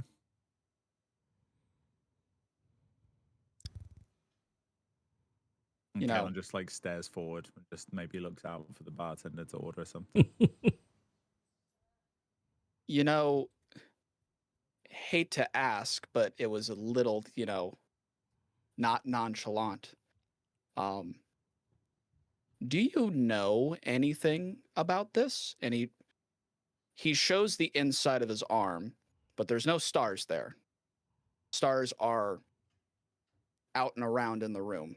What you see when you look from the inside of the arm, you just see redness, dried blood, almost like kind of like an infection, kind of not, kind of like a sunburn mixture, just on the inside, like here. It's like you looked at that, you said a very cryptic message, and you walked off. Do you know anything about this? Because I'm currently trying to find answers to this.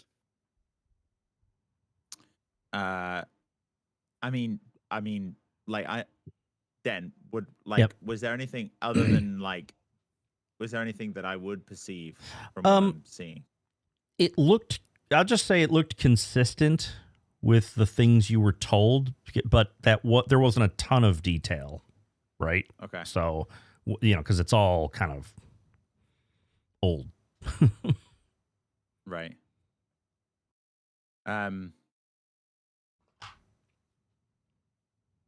When we first met and you cast your stealth spell, your arm shone for a second. Did you see that?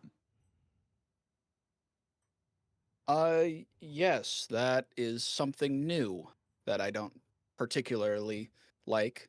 As he says that and as you're speaking, he's looking at you, but he's also writing at the same time. Well, I wasn't looking at your arm,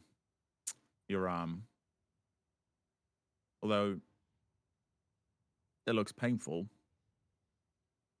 I was looking at the markings, the stars on your arm. Mm-hmm. Yeah, they just look very similar to markings I've seen before, or heard about before. What did you hear?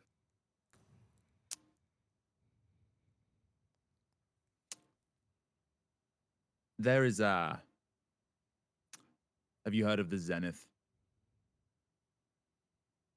DM? Have I You heard of can, the if you Zenith? want to do a history check. Okay.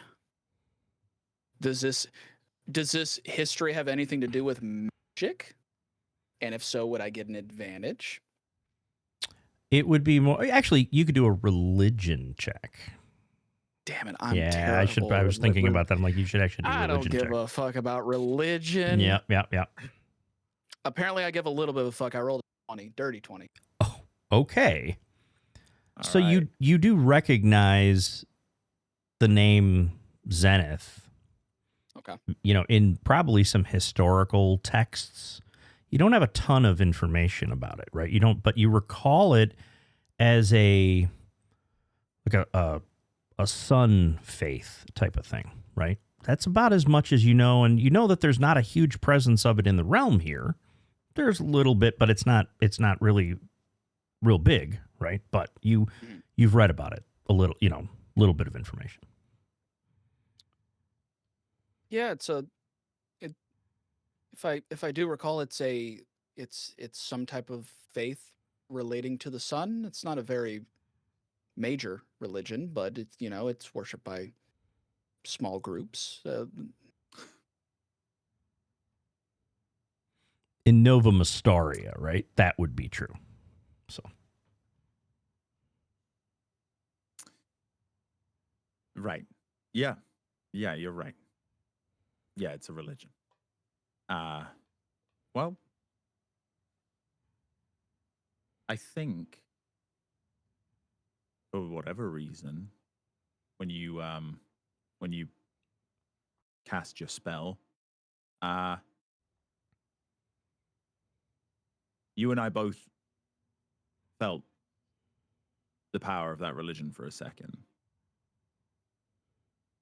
And it's something that I felt before.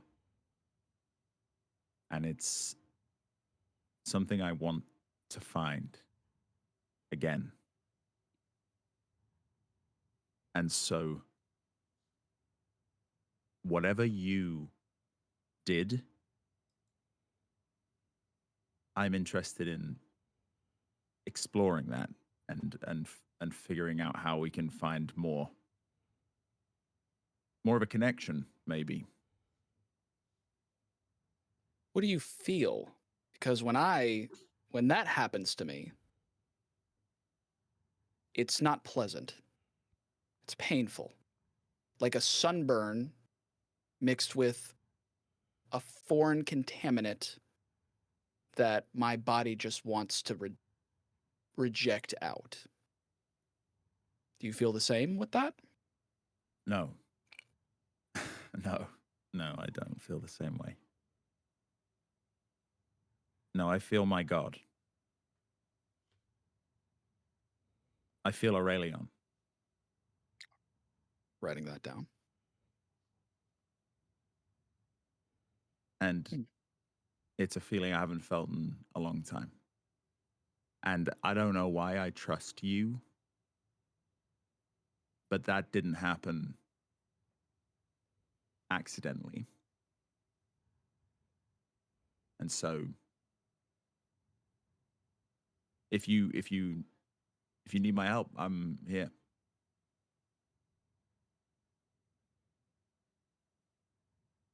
I can't take you seriously. I can't take this whole group seriously. It comes and goes with the seriousness. Of course. The rule of thumb is just don't look at me. It's hard. You're right below me, and then you're also adjacent. Like I literally have to look down and over to you to look over at Dave. From my point of view, well, all I can tell you is that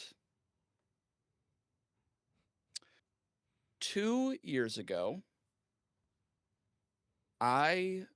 this was not me. I had no powers. I was not a spell user. And then one day, I woke up in the middle of the woods with a pounding headache. And he holds up his arm and he shows the blue constellations and the tattoos. These led me to the Mistaran Rangers because of certain things that happened. Found out that I was a paragon.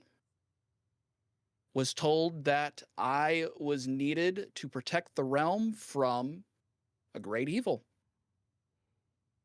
I was told that the use of my paragon powers could either kill me or bring me back to a normality. I did what I was told. And then after the Duke was dead and the stones were destroyed, I got these. And I still have my powers. And I have no answers. But all I know is that this is getting worse and worse by the day. If I can find a way to transfer all of this to you, I will do it in a heartbeat. So it looks like we're going to be working together. As he finishes writing, he's going to message Eminora and say and tell her to start looking into, what was the name of your god that you mentioned? Aurelion is what I said. Aurelion. To start looking into Aurelion, and then you said it was Zenith was the religion? Okay. To start looking into trying to find anything in the library that has anything that relates to those two topics, and to keep them aside for me, and I would come and get them later. And as you said, Paragon. Aragon? Paragon. Paragon, yes, Paragon. Not the Paragon. Paragon. Yeah, right. Paragon. Paragon. Dave's got to translate that into American for you.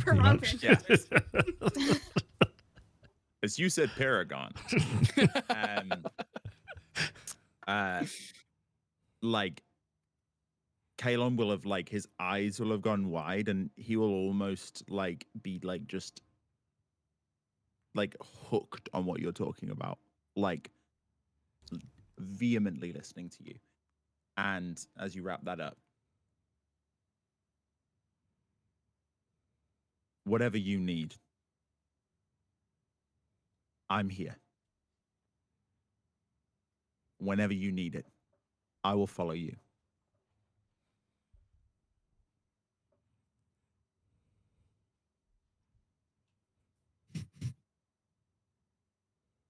I think for right now, God damn. all I want is just answers and a way to remove this. Again, if you want it, I'd be happy to give it to you. And as you say that, Kalon just holds his hand out. I'll grasp hands. I just take you by the forearm, but like very carefully. The stars are not in my arm right now, technically. They're around the room, technically. I don't know, like from Kalon's experience, I think he's not necessarily worried about the stars or whatever it is. I mean, I think if he is maybe helpful, but like he's mostly just aware that you are something that the When you grab the forearm, he winces a little bit because it's like you just slapped a sunburn. Technically. But yeah. He looks at you and goes, "You seem to have answers I'm looking for. Let's work together to find what we're looking for together." But as I hold your arm, I'm going to just close my eyes and like almost meditate for a second.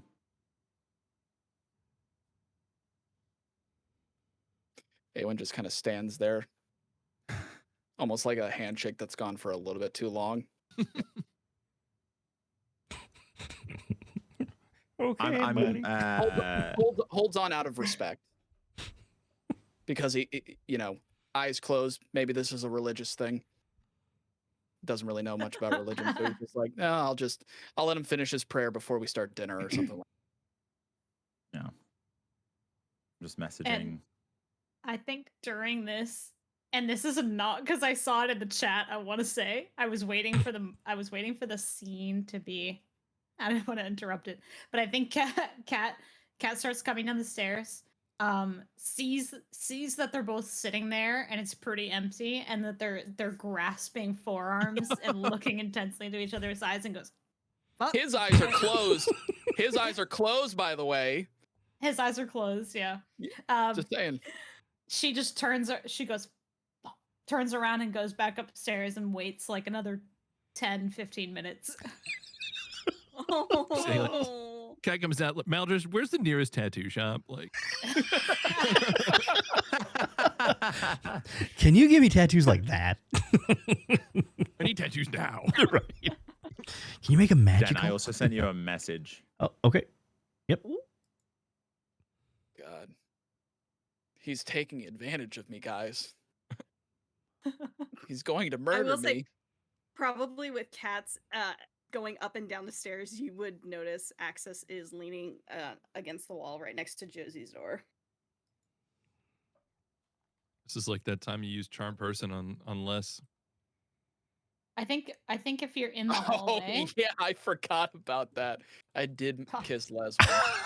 That's right. That's right. What? Well, he rolled. Oh yeah, that happened. Les. I had to convince him to go back to camp because he was trying to escape. He was trying to run away after duty. he found out he had Jeremy. Yeah. And Mike rolled a 0. This charm person tip. Yeah, he rolled a 0. He rolled a 1. So with his modifier, it was a 0 because he had a -1 Nice. wisdom. Classic. So boy. he's got some good tongue action. Well, like I charmed him, and then he just started talking about how cute I was. So I just gave him a little kiss and sent his ass on his way back kiss? into the camp. What's a kiss between boys? Yeah. Kiss between battle buddies. I've held this man's forearm for more than 5 seconds, so you know. What's a forearm clasp? Exactly. Between Yeah. two Pretty gay. platonic friends. Well, I think after about 5 seconds, I think I Okay. will have maybe we'll call it 10, seeing as things have happened between me holding the forearm or us holding forearms and us not. Does think that- DM, does something weird happen to the stars when we class forearms? I would actually, since he has some information, I'd be actually curious if not in a romantic way. Oh yeah, something happens. All right. Yeah, right, he right. obviously has. He The obviously has, like, a stars connection. inflate. No, Dim into like a nice candle flicker, you know. actually, Just you know saying, what? Are there stars? You know, sparks. So Soft jazz plays. Wes is down there casting prestidigitation to like play some sensual music in the room. so Lord have mercy. roll me a do a Don't be religious again. wisdom check. Just straight wisdom check. General wisdom. Yeah. 12 plus 4, 16. Okay. When you guys clasped arms, the only thing you kind of notice, right, and it registers in your mind, right, that there's almost like a slight bit of comfort, like the pain that you were feeling. Almost, it's like somebody put a little bit of like aloe vera on it or something. Like aloe on the sunburn. Yeah. So there was a little bit of that type of a thing, but just a little bit, right? It wasn't any big thing, but there was a connection there, right? So there was familiarity, and it kind of eased that a little. So. Oh my God, he's taking my pain away.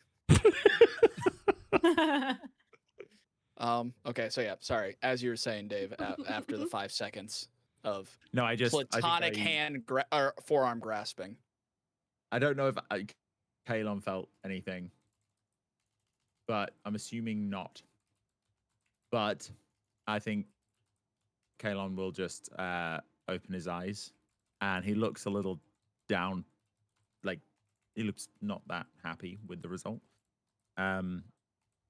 And he's gonna just let go and sort of face the bar again and just kind of look a little in thought. Cool. As he does that, all of the notes. So I had my little book that's half filled already. I'm gonna take the page that I wrote all that information down. I'm gonna rip it, fold it up, put it somewhere. Close the book up, and he's gonna the stars are gonna come in, from the room. It's gonna go back into his arm. You notice, Dave, that he starts wincing as they come back in, and he's gonna start wrapping his arm like you saw him when you first met him. He's gonna start wrapping his arm back up.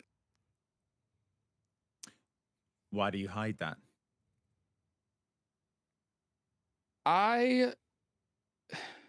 Ever since my encounter with the Duke, it's harder to hide in public. The last thing I want is for people to know me.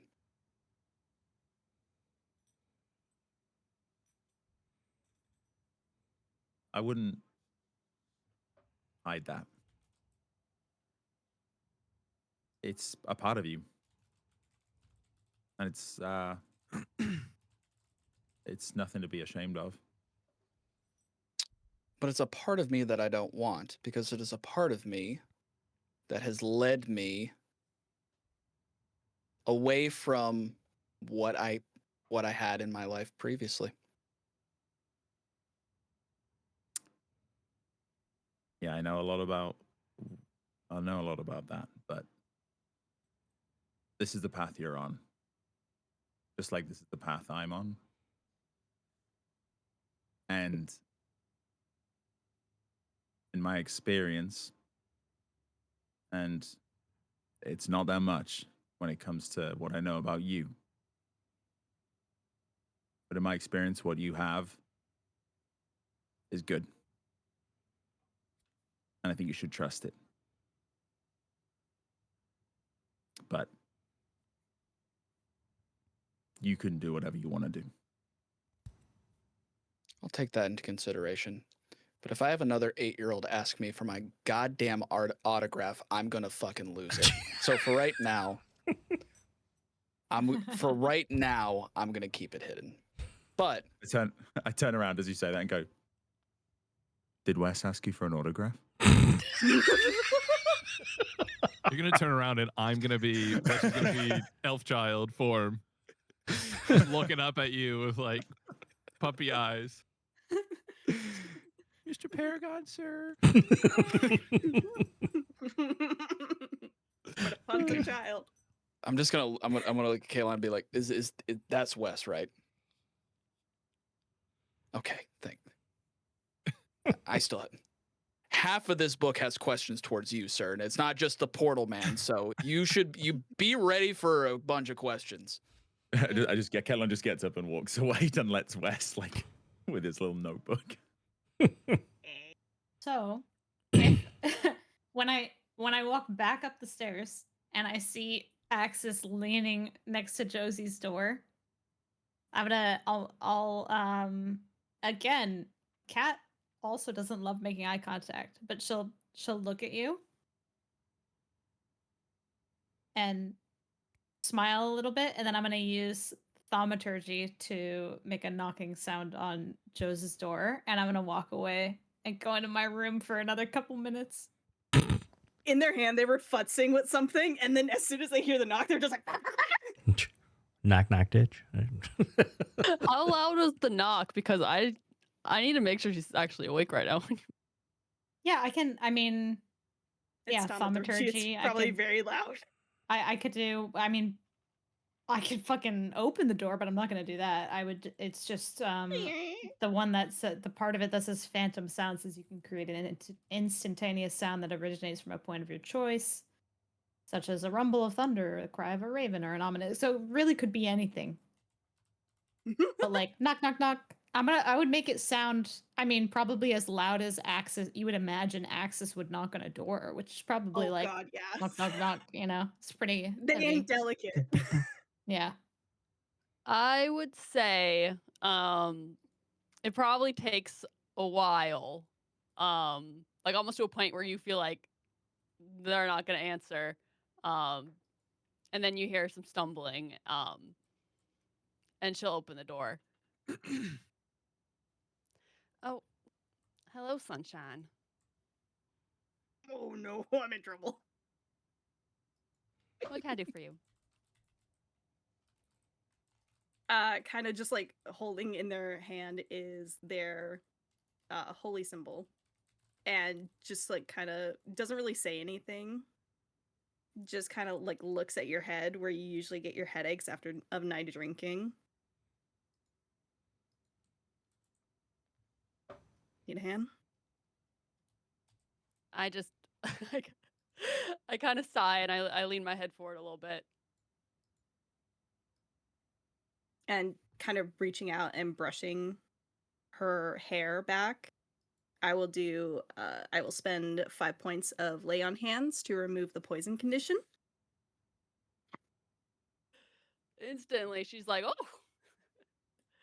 oh, that always feels amazing. Thank you, sugar."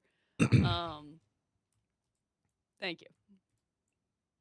And then it just kind of gets like awkwardly quiet. Kind of does that and then stares at her probably for like a second too long. Not at her eyes, but like at her forehead where they just touched. And then drops their hand back down. If you ever have questions.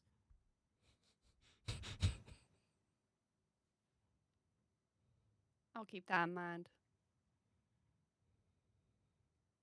I have a feeling by the end of the campaign, we're going to have an After Dark episode or something, you know, like, Jesus. Yeah. The Gravehand Syndicate, After Dark. Definitely need a cold plunge after this. Right. All right, so what's everybody doing?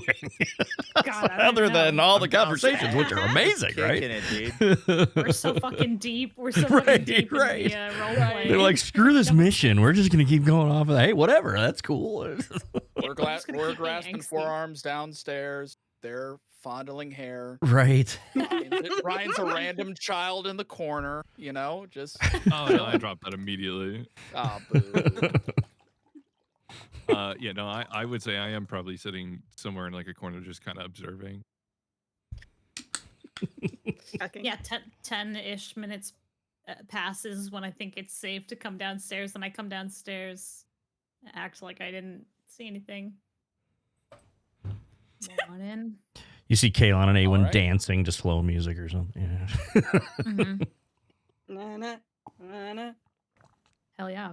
Yeah. All right, so the Collector and Don, right? Possibly Portal Man, right? Correct. All right. Who do we go to, and where do we go first? Well, we we don't don't know where the know collector where the collector is. yeah. So we need to go to the Which Don. is why we go to to Dawn. go to Yeah. the Collector. All right. Hopefully. Yep. Does anyone know where the Don? Do I know where the Don is at? Right? I would know. You would probably. I mean, you guys have had a bit of a connection I since. drunkenly made a killing at his bar. Or Well, you whatever, did, or but at if the you gambling if you room. remember at the end of the Rangers campaign, you guys hunted down Draxus the Necromancer and he had, Don Orcleone and Jeremy chained up at the back of the room. He was going Yeah. to sacrifice, all that type of thing, and you guys killed the Yeah. Necromancer. You saved Don Orcleone because Jeremy was like, like you got to save Grandpa Donkey Leone type of thing. So Of course. So would I know where the Don is at? you'd Where probably he's have a way to staying? contact him. You'd probably head over to the Demon's Hole. Actually, could I send a message to him? Probably not directly. I mean, you saved meant the him, but he's spell- like, the hey, spell- there's the still spell- kind of no. a.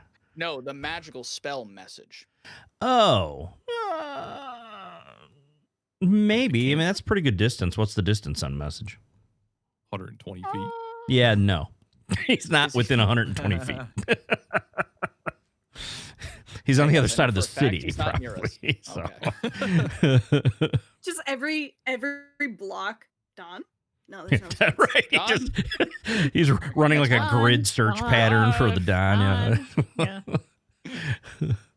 So yeah, I mean, Oh, you Don. could you would know, and he actually told you guys this when you were in Zulgrad too, is you could get word to him through the Demon's Hole.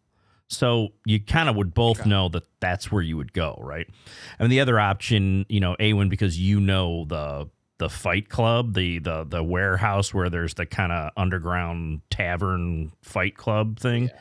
you could head there, but also the the Demon's Hole is probably closer. So I'll leave it up to the group. We can go to Well, the Fight Club. technically, no. I've made a killing there back in the day. But that's what got me wrapped up with the Dawn. Or we go to the Demon Hole. Demon Hall. Demon Hole or Hall? Demon's Hole. Hole. The Okay, Demon's hole. Hole.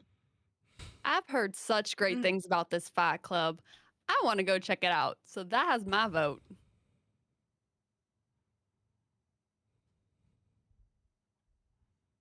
Anyone else? Sure. I don't. Okay. Kalem, where would you like to go? Okay. We can go to the Fight Club. Okay. To the Fight Club. Okay. Do we want to go fully again? I can help with that. You want to go what? Oh, the stealth. If you think we need to. Well, I'm not too worried about the people. Stryker said that the people, and the guards are not going to be a problem. I'm more afraid of whatever whatever the fuck else you guys got into with this other group that is out to hunt you. I don't know anything about them. I don't know how many people are there just waiting for you, around every block. I mean, how powerful is this group that's hunting you right now? I mean, I thought they said that we could come and go here, and we should be fine. I guess that's the guards that won't bother us. But look, if there are gonna be people that want to fight us for whatever reason, and yeah, there's probably a couple reasons. At this point, I'm tired of running. I don't want to do it anymore. So I say we walk to Fight Yeah. Club. I agree. And I kind of if if people want to fuck with us, let's see what we're up against. At that, Awen puts his hood up and goes, "You kind of cover right down to like the brow line and says, "All right, we're going out. No help." So to you're the Fight Club. So you're not casting the stealth. You're just working your way onto the docks to the Fight Club. We're going all natural, Okay. baby. Okay. And you are in the north of the city, and I was thinking about this. You're actually north in the trade district, so the docks would be closer anyway than going all the way south to the Demon's Hole. So, you work your way down there. It takes you, a good 20 minutes, half an hour, roughly the same type of time as it took you to get to the keep, maybe a little less. And, it's bright, it's morning. So there's, the typical morning traffic. You hear the trades kind of starting up, all the shops and everything. Blacksmiths are going, all the different trades like that. You get on the docks, you hear the seagulls chirping, you hear boats coming in, lots of activity on the harbor, and you get to the building where the Fight Club is, and I'm assuming when you go up to the kind of the door there, and you see a couple of Don Orcleone's guards there at the door.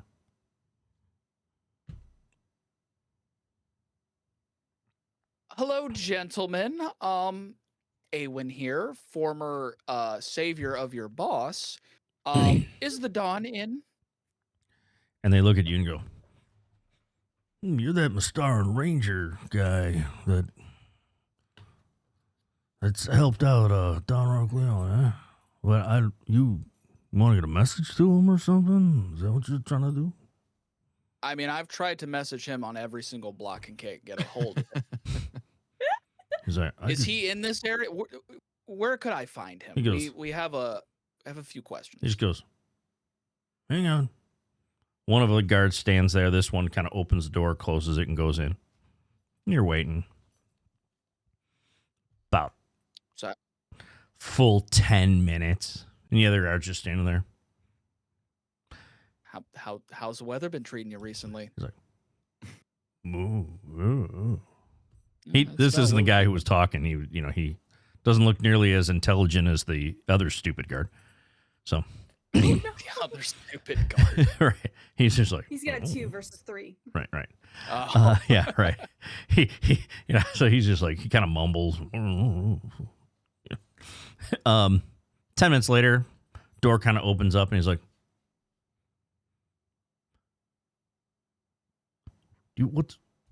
I can tell the Don something. He's a little busy right now. If you really need it, he says he'll be available maybe in about a half an hour. I'll kind of lean over his shoulder and kind of lean into the guard's face. Mm-hmm. Tell the Don we have information. Sincerely, the Gravehand Syndicate. And he kind of goes, "The Rangers? The Gravehand Syndicate?" It's a little complicated. Well, all right, give me a second. He goes back in. A few minutes later, not quite as long this time. Is that name going to get me killed? Is that name going to get me killed? Don't worry about it. I'm going to pat his shoulder. Okay. He comes back out and he goes, "Don says we'll see you." And he opens the door for you guys to come in. He's like, I just look at Axis and I'm like, okay, so I saved this motherfucker's life and I get 30 minutes until I can see him. You say some title of a group and you get immediate treatment. Some bullshit. I'll walk in. all right. So My year was spent better. You guys walk in, and I mean, it's morning, right? It's closed. I mean, there's nothing. There's nobody in there. Yeah, there's the Fight Club's There's not nobody to fight. The rings, right? It's like this is like a nighttime, type of thing. But there are people in there. It's just you see, it's a bunch of Don Orcleone's people, like the just kind of sitting in corners, doing their thing and everything. And the guards are like, "All right." He's like, "Donald," he goes, "give it a minute right here." He's like, "Donald will be out in a minute." So he kind of, big warehouse, and he kind of puts you over to past where all those other guards and stuff were up front. There's like a middle section, kind of where the fight ring is. There's really not a lot of people there. But he's like, you can have a seat right here in the stands if you want. He'll be out in a minute. And so, a few minutes later, you see Don coming out, and he's like, a bunch of guards. I mean, this place is filled with his people, right? He's like, huh, Rangers and Gravehand Syndicate. Look at this. He's like, this ought to be good. What do you got for me? You say you got some information? Axis will kind of just stand there with their arms crossed. What do you know about the Collector? He's like, you say you had information for me. What it makes you think I got information for you right now? You know everything, Don. He's like, that is true, but he's like, the Collector, huh? He's like, Yeah, his name got dropped. He's like, just so you know, if this was anybody else, he's like, hang on a second. He goes, he's like, hey, come here. He talks to his guy. He's like, didn't we just have, you're not supposed to hear all this. Didn't we just have this? And the guy's like, oh, yeah, boss. Yes. You hear kind of whispering and stuff. You're catching a few words here and there. He's like, all right, why don't you go get that? All right, thanks, boss. He's like, I think we might actually have something for you. And the guy comes back a couple minutes later with a folded parchment. And he's like, and Don Orcleon takes it. And you see it as he's looking at it. And it's like, the parchment is perfectly pristine and flat. It almost looks like a half of a piece until Don Orcleon goes like this. And it almost looks like, almost like magic. Like the halves were so close together. He unfolds it and then you see the other half, right? He's like, this came to us here today. And by a courier. And the guy said, you will know what to do with this sometime today. And he goes, it was from the Collector. And he hands it to you. And all it says on there is Morcant Antiquities, Market Ward. It says nothing else. And he just looks at you guys and goes, make sure you let me know what's going on. I hope that answers your question. It does. And Axis will do a very deep, sweeping bow. Yep. Ever generous, Don. Okay. All right. So, yeah, he kind of gives the greetings and everything. Is that? Mm-hmm. So what are you guys doing? I go mother henning everybody out the door. Go. Because I don't trust this fucker. Right. I just walk out. Yeah, I'm follow. not sticking around in there.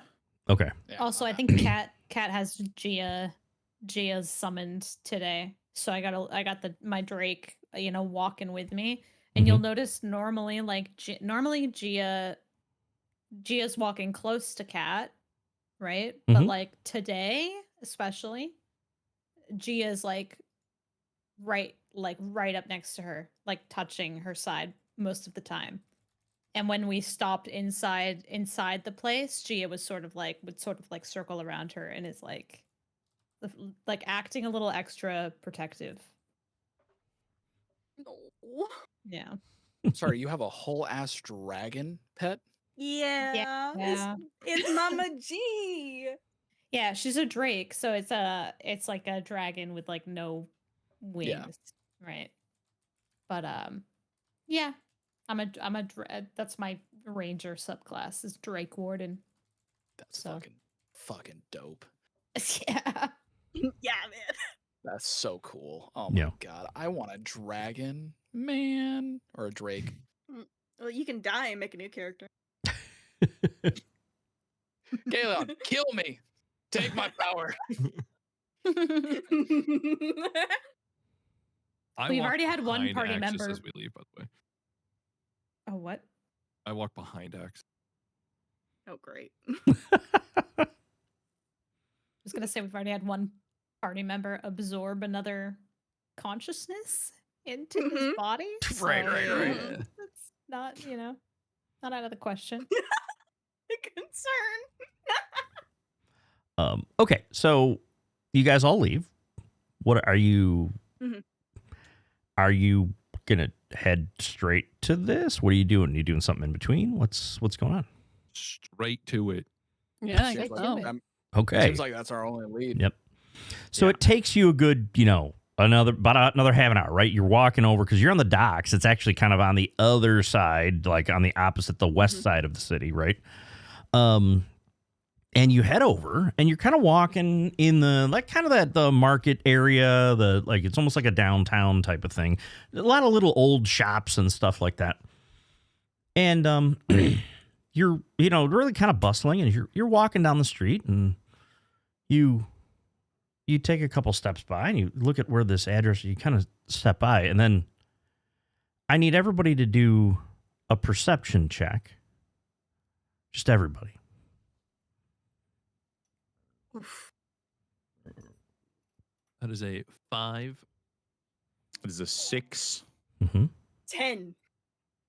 10. Okay. 17. Dirty 20. Okay. So,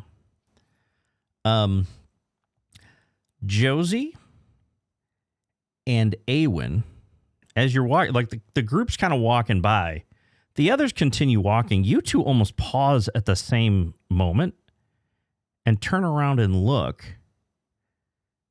and you see the shop, Morcant Antiquities, and you swear it wasn't there a moment before that.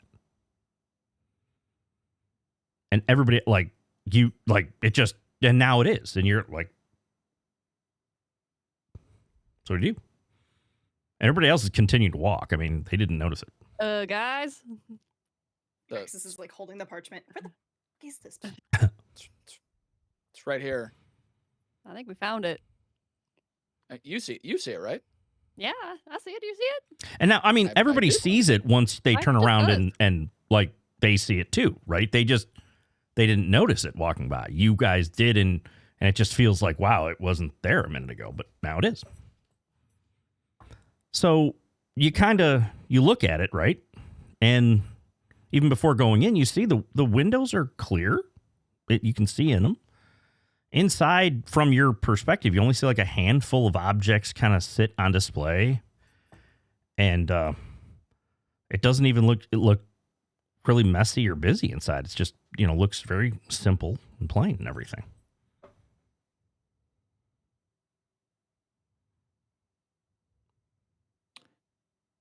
Who wants Didn't to have go the- first? The paper didn't have anything else on it, right? Just said to go here. It literally just said Morcant Antiquities and essentially the street, the address, like where it was at. All right, Axis is going towards the door. I'm following behind her. Okay. Yeah, I follow behind him. So you're going in, I'll take my- Behind him. Sorry. and again, Doesn't matter. yep, inside there's kind of only a handful of objects sit on display, right? You also notice that there's no dust on the glass. It is extremely clean. There's no clutter. Everything is extremely well organized, the little bit that's there. It feels very curated. Okay. And the air kind of smells faintly of like parchment and polished wood. Glass cases line the walls. In each case, there's only one object in each case, right? There's like a bronze, astrolabe, like a fractured porcelain mask, like a small obsidian tool. They're antiques for sure, right? And there's a label on them. I mean, this is extremely well kept. It's like a high-end antique shop, which sounds weird. And behind the Can I counter. make some kind of, Yep, go I'm ahead. sorry. I was gonna say, can I make some kind of check to see if time works the same in this place? Yeah, I mean, you could do a perception check because you would feel those types of things if you want. Like, does this place feel like it's maybe kept somewhere that's not in the present? AKA pocket dimension. Oh my That's a God. 16. Mhm. Portal Man owns It doesn't- this place. It doesn't feel out of time to you, right? Okay. You do kind of sense that there's some magic and stuff with that goes along with a lot of like this. I mean, there's probably some sort of a magic that kind of shielded, like it was, made the shop not stand out to you, like it downplayed the shop, right? So as you walk by, you didn't even notice it type of thing. Not quite a stealth thing, but more of a, oh, I didn't even realize you were there, right? You may go now. But basically, so that's what you get, right? But as you also see, behind the counter stands a really well-dressed shopkeeper, and his posture's straight, and his expression's very neutral. It's pleasant, and he doesn't appear surprised when you walk in and you look around. And he's like, How can I help you? I'll kind of just hold out the message that we got. And he looks at it and he's like, yes, that's our address. He's like, what can I do for you? We're here to see the collector.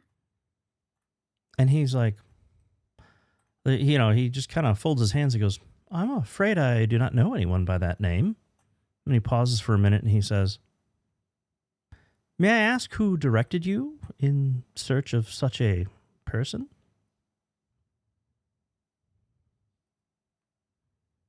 Novris. Ah. And you feel like, and you see a little, like a subtle shift. Everybody kind of feels, you see he recognizes, he's like, a little bit of a smile. He's like, upstairs, second door on the left, knock once.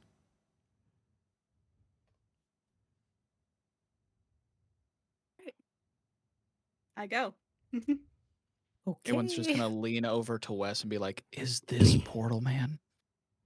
Yeah, this is Portal Man. He slowly takes out the book that Oh. he had in the morning. That's half full, and he had spent all night writing questions that he wanted to ask this man. Oh no! Right. But we don't know if it's Portal Man. It could be the collector. I think he meant Novris, like the question of when Axis Is said Novris the Portal Man? Yeah. Or are Just you in asking case. if the person upstairs is the Portal Man? He Yeah. could be there. We don't know. That's what you're. Yeah, it might be. He's Novris. holding it Might- just in Well, case. I think I went under the like where I think we're under the impression that this person is telling just us that like holding it like Novris. this. is We're in a weird upstairs, magic right? antique shop. Someone said Portal Man. He's prepared. All right, so you go upstairs. The upstairs hallway, it's kind of narrow, but it's not out of the ordinary. And you look, the second door on the left, looks just like any other door. I will wait till everybody's up there just to make sure I've got eyes on everybody, and then I'll knock once. Okay. After the knock, the door opens up inward, so away from you, like into the room. And what you see is darkness.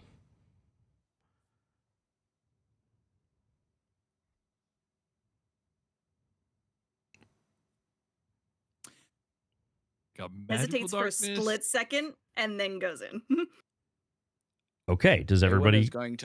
Awen's gonna flick his wrist, Mhm. and when he does, his arm is all the constellations in his arm are gonna glow, and he's just gonna hold up his arm as he walks in. Okay. Everybody else goes in too? I follow with my hand on just prepared to unsheath my sword. Yeah, I follow. Okay. So when you step through, it feels kind of like crossing into still air. And it's not a flash of magic, not a jolt, just kind of like the absence of noise.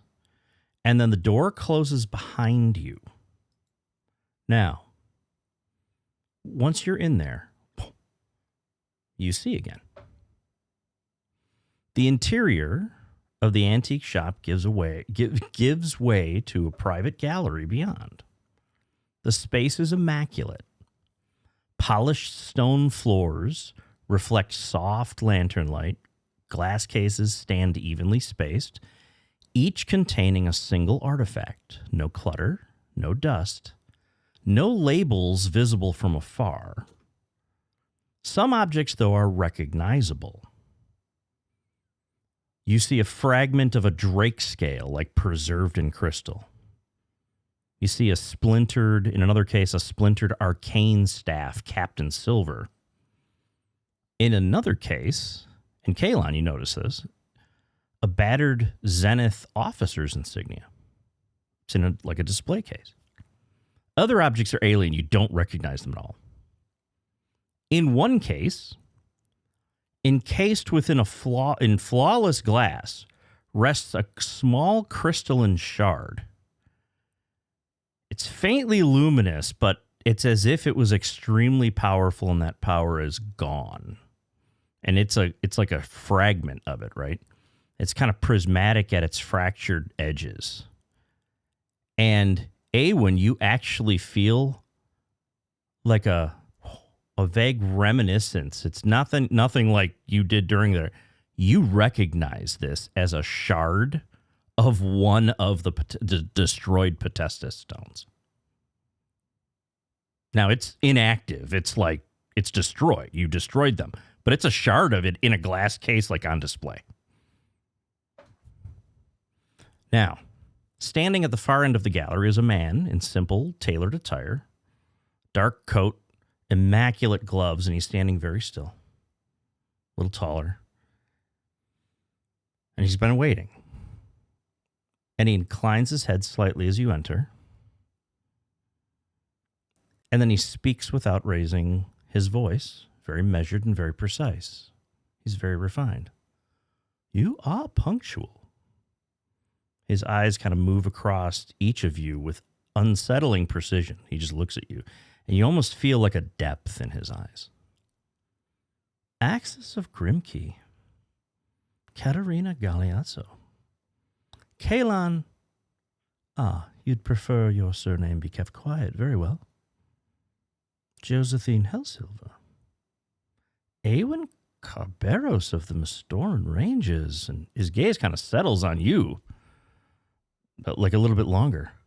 And he looks at you and goes, Paragon manifestations are statistically inefficient. Then he pauses. You were very costly.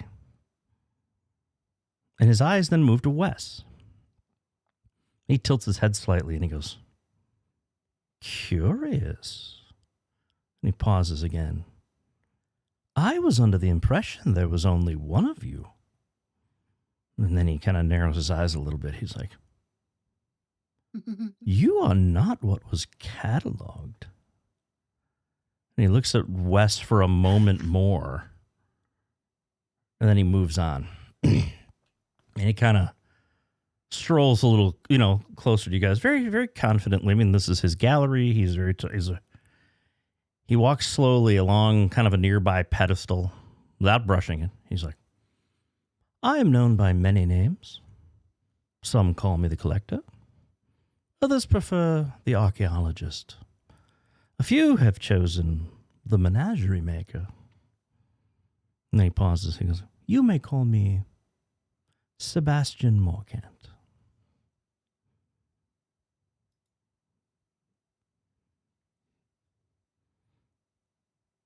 Anything to say? Do Writing notes. you want to clarify on what the fuck you just said to me? And he simply looks at you. And then he continues on. Now, you seek assistance. And he does not ask it like as a question. It's like a statement. And his gaze kind of like briefly flicks towards the crystalline shard in the case that the Potestus crystal. And he's like, destruction increases rarity. And then, like it's almost he's enamored by all of the artifacts that he has. He's called the Collector for a reason, right? He glances back at Wes. And he gestures kind of toward a nearby empty pedestal. Mm. And he goes, information is never free. If you wish to understand who rearranged your lives, you must first agree to terms. However, before I extend meaningful cooperation, I must determine whether you are capable of operating in complexity. And he folds his hands very neatly in front of him. Within this city stands an institution known as the Dawnlight Orphanage. It is funded by structured arrangement. And then he pauses. The ledger and 7 relics in its possession are the mechanism of that arrangement. Without them, the institution will suffer. And he doesn't change his expression at all. He goes, the children may not. And he looks at you and goes, if you wish my cooperation, retrieve the ledger and the relics intact. I am assessing whether or not you can tolerate instability. And he studies each of you carefully. If you are unwilling, say so. I prefer clarity. It's not a threat. It's more of a, if you do not wish to do this, don't. But let's determine that now. He's like, and when this collection is complete, if you choose to do it, we will discuss what is next.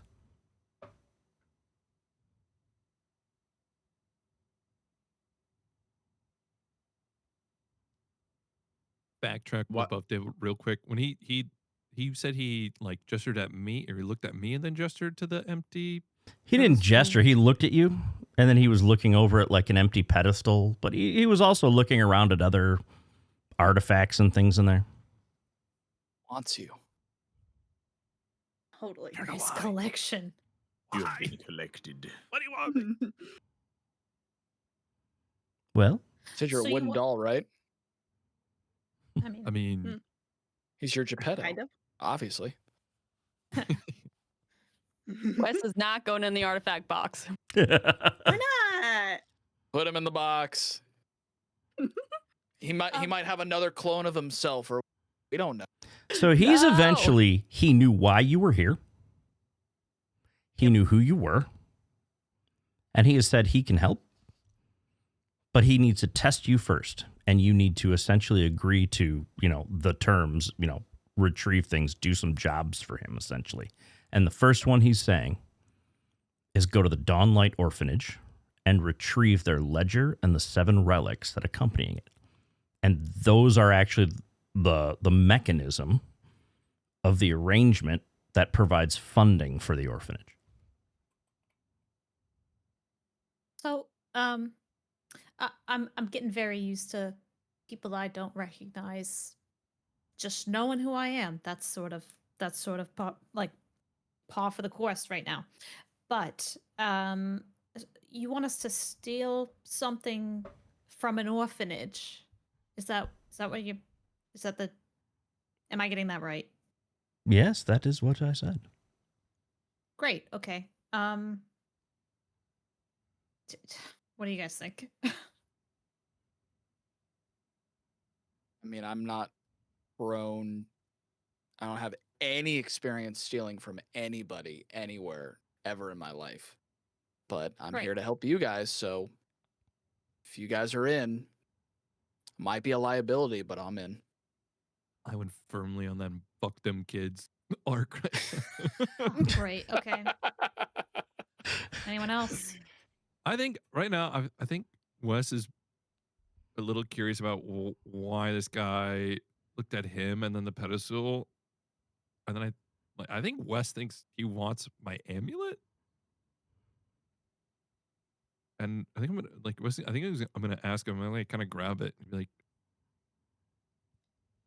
"Are you trying to take this from me?" And he, without a change of expression, looks at the amulet and goes, "That?" He's like, "I have many of those." Oh. What the fuck? Damn, you ain't shit. You have many amulets that just trap people in there and keep them prisoner. And he looks at you and goes, "Oh, Josephine, I have many artifacts in my collection."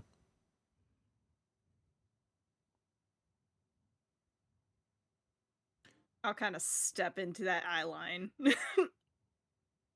And he is very neutral, Yeah, measured, he's and even keeled, which Yep. makes it even worse. Guys, I'm so sorry, but I do actually have to leave at this point. So I will be dipping out a little bit early. But I love you all. I'm so sorry. right on. That's okay. Okay. See you, Dave. We'll see you next time. Bye. everybody. Dave. Yep. Bye, Dave. See you Thursday.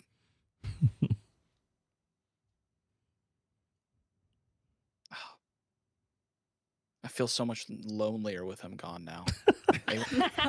Here, you know, I It never feels did switch to incomplete the now. to the new He's like camera my angles. heart. Maybe I'll do that right here. Whoa! See, now he's up in the corner, and now you're surrounded by No. Axis and Cat. So there we go. So that's the collector's there. He's told you what he's told you. Can we You know said it. why? Why? And he said, "I believe I told you. I must know what you're capable of and what you're willing to do."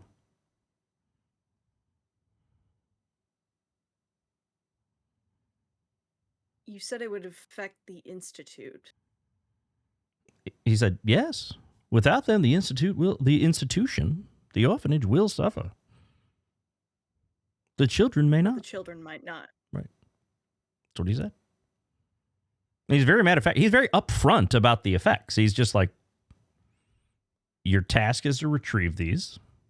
They are the source, essentially, of the funding for it. And he's saying, but this is your task. All right. Well, Wes is in. Just another job. That's what we do. What we have to do. So let's do it. Very good. Any other information we need, or I is think that you have all you it? need at the Just moment. Great.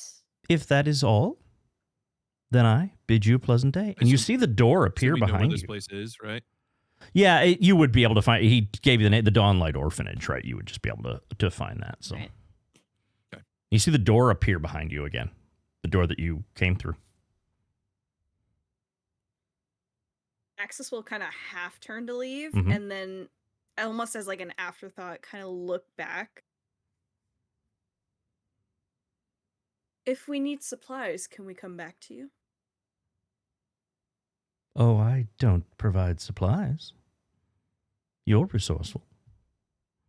Your task is to complete the job. Good day. Turns back to the door.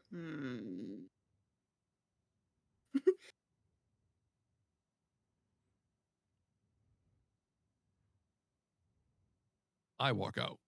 Okay. Yeah. Just gonna head on out. All right.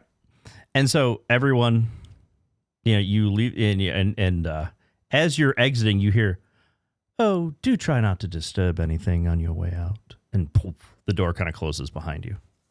And when you exit, you're right back at the top of the stairs, right next to that door again, in the antiquity shop.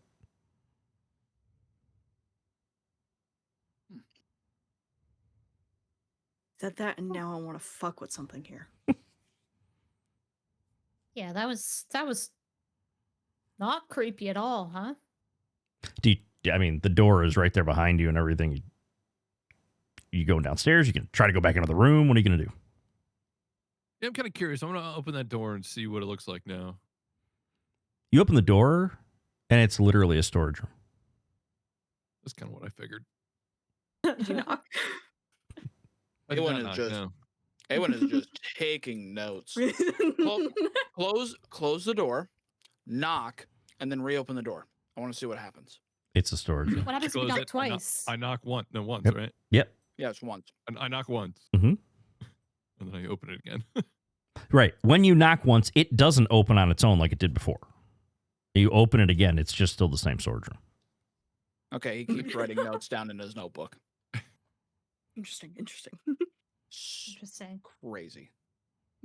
All right, so this is your. I'm going to be honest. This is your guys' specialty. I'm along for the ride of support. How do we rob a place? Really Well, easy most of the time. The thing with the shadowy, that stuff, that'll help. I for can sure. do that. Yeah, I can that'll do help that. for sure. I can definitely do that. Other than that, it's just, We get in, we grab, and we get out. Now, what happens? Now, listen, I just want to cover all bases because, again, I've never done this before. What happens when we get if we get caught?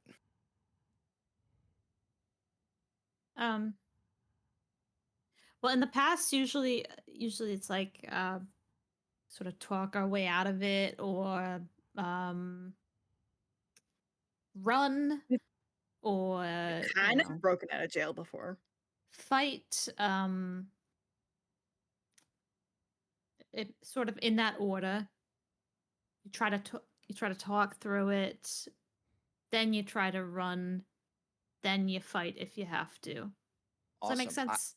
Awesome. I'm terrible at all of those options. Let's just not get caught. Right. I agree. Okay. What was that one time where I exploded?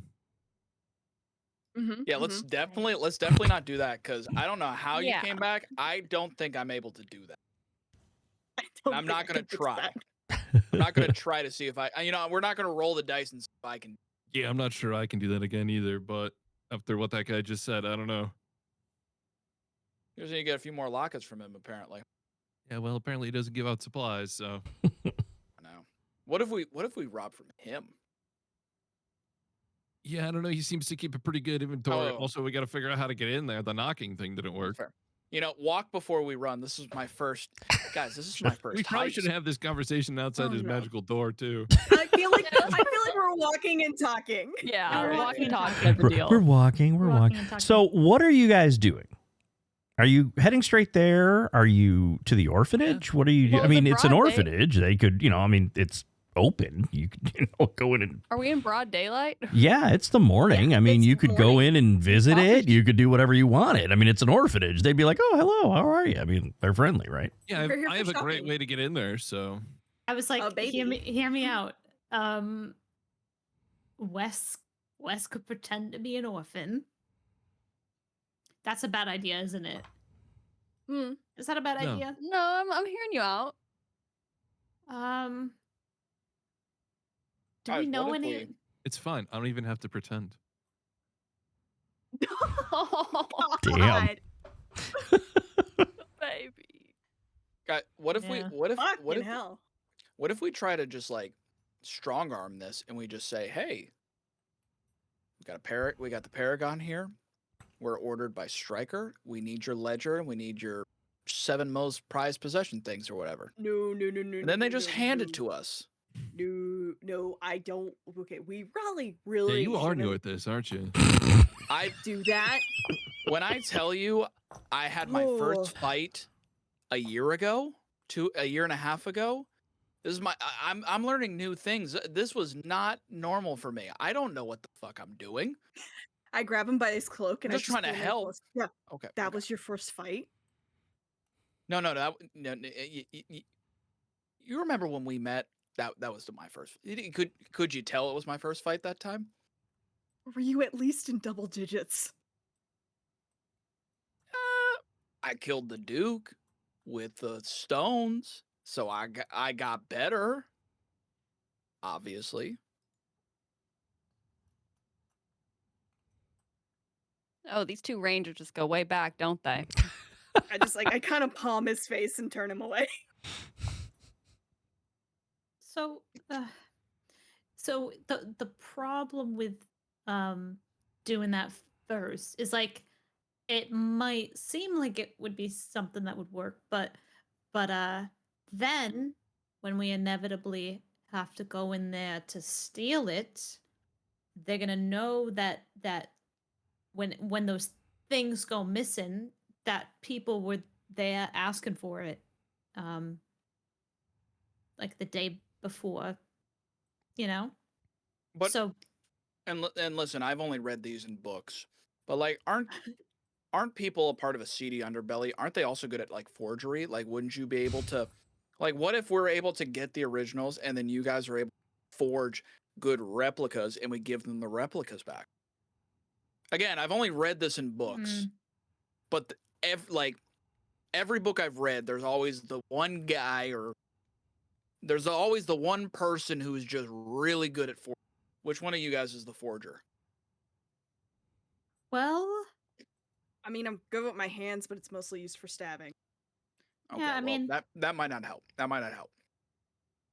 aren't forgery tools like a thing in D&D? Yeah, no, Yes. and I do not Yeah. have proficiency in that. Because I don't. I got disguise kit and thieves tools. That's Right. all I'm proficient in. I think our skill set's more going in after dark, taking the thing without anybody noticing, and then getting out. Yeah, Okay, that's we'll what do- I'm thinking. Okay. We'll do the shadow We thing. also- We'll sneak in. We also probably should talk to Stryker about setting up a fund for the orphanage as we're taking their money. Probably would be, you know. We can Yeah, worry I was about always that good later. at They're not gonna go broke in a day and then shut. Figure that out later. Yeah. Den, what's the like reputation of this orphanage?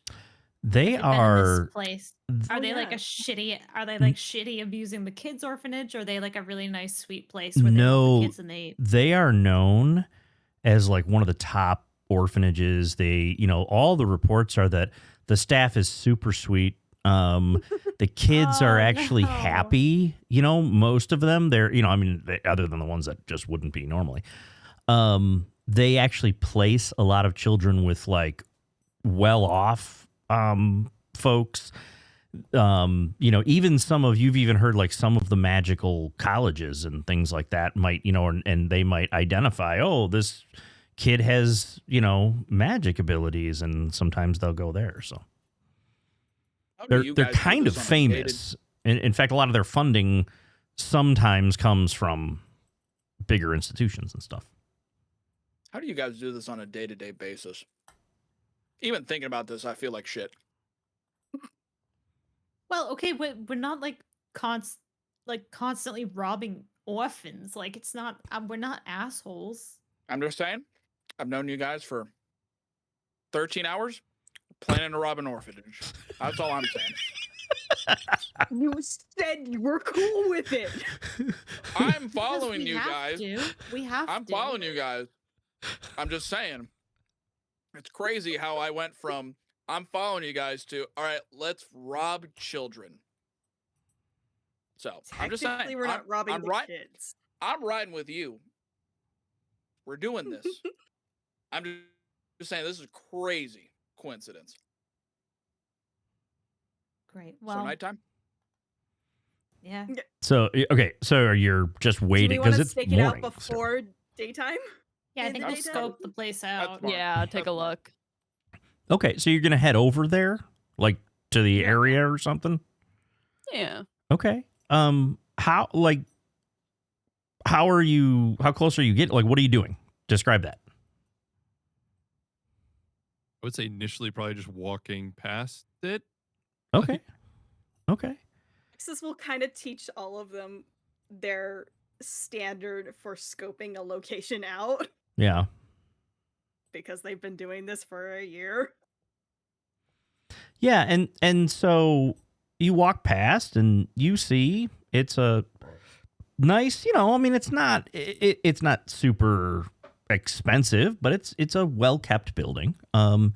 And out in the yard, you see young kids playing. You see some older kids. You see, some of the people are out there, and you even see who appears to be the headmistress just kind of looks over as you pass and just, oh, hello, as you're passing by. And some of the kids are like, hi. They're really friendly, and you overhear them, and they're like the staff, the headmistress is like, okay, children, that was very polite of you. It's very nice and pleasant, and they just seem really fun and loving. I'm gonna look over to Axis and be like, listen, what if and I take off the bandage and I go in as like, oh, Paragon's come in to, speak to the children or whatever, and that can get us in and we can get a really good scope of the inside.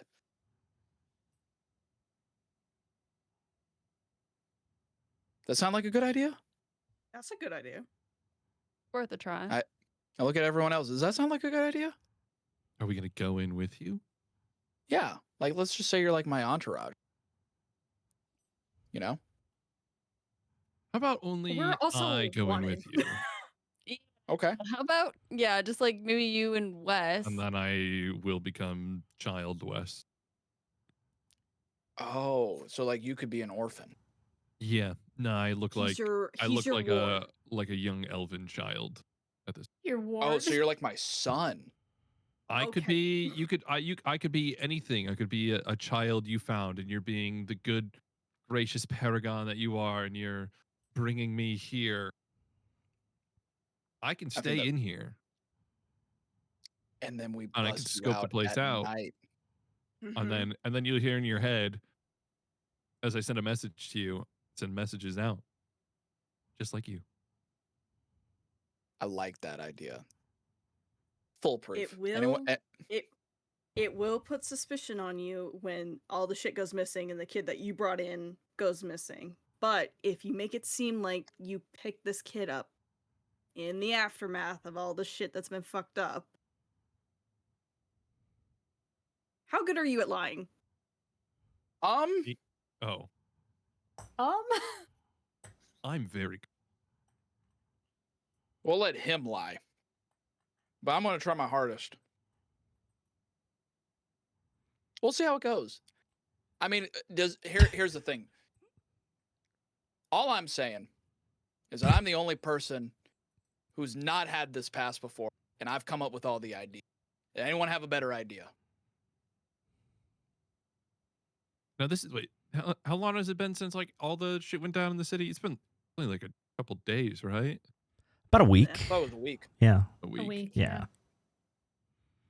No, Awen's well known in the city now. I mean, because the Yeah. Rangers are, right? So.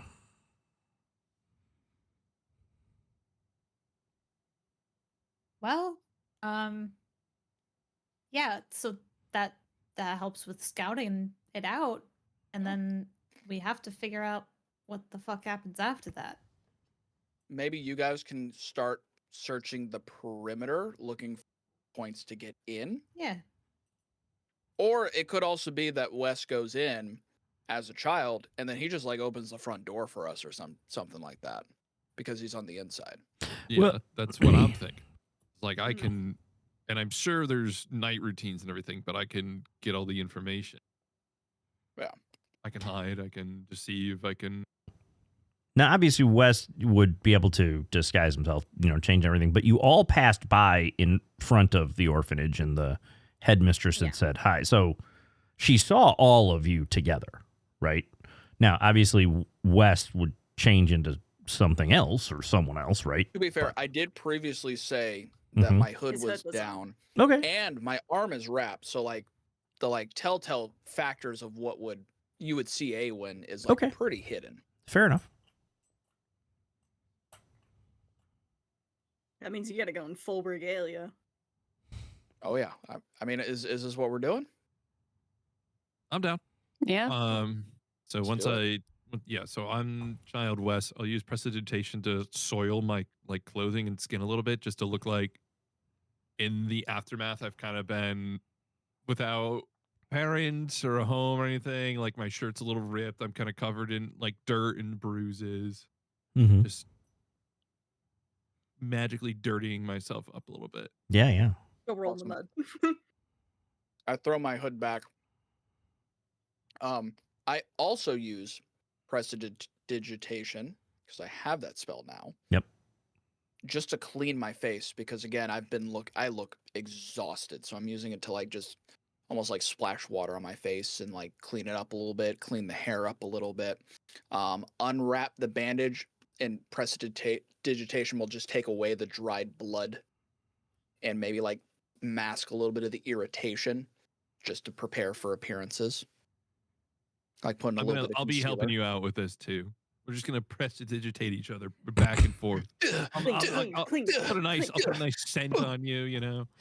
Is that code? I'm gonna put a little scent that like maybe you soiled yourself a little bit of time ago, and you need a little diaper change. You know, because you've been on the streets. You don't have no parents to change your diaper. Well, so, he like, did we need soil that. himself. So I'm past diaper age. Yeah. Well, you Are said you though? like how old are About 10. 10? I mean, maybe there's some regression. Like depends on maybe the you're kid, still- I guess. My goodness. You gone through a traumatic experience. Like who knows? You know. Yeah, I mean, maybe I just shit myself. You know, I could be past diapers and shit myself. Exactly. That's right. Mom, I couldn't make the toilet. All right. How do we look? How do we look, guys? I Like- start crying. Yeah. Believable? Okay. Perfect. You're selling it. Yep, good job. You bud. look like another ranger has another illegitimate kid. A 19 on deception with the crying. Right. Fuck yeah. I don't think I have like. I'm looking if I have like a hex or not hex, a enhance ability or something that could like. No, I don't. You have guidance? I do have guidance, but guidance like depends on how Den wants to do it because guidance technically is like a thing. So it's like if I just like cast guidance on you while we're in front of the orphanage lady, it's gonna be like, oh, are you really there? And then I cast guidance on him. Oh, is there a Like- verbal component to it? Yeah, you Yeah, have to they're- touch and Mhm. bolt. Yeah. Yeah, So the touch But- part's fine. Like you probably do that. we'll see how it goes. But The verbal component I can be his extend fake my name. hand. Would you like to hold my hand, little lost orphan boy? Yeah, I will. And we, again, you guys. I guess you guys scope out the perimeter, and we'll. Yeah, I would start circling the perimeter. Okay. Axis Awesome. changes faces again. So you guys do that, and go ahead. Question. Yep. For perimeter scoping stuff, are there any birds, animals? What's the wildlife, the city wildlife like around the orphanage? There's birds and stuff in the city and things, so you would see a few of those. I mean, it's like kind of any, I'll say urban area, but not like a big, huge city. I mean, there's animals, right? There's some, but not super wild, right? Just some small creatures.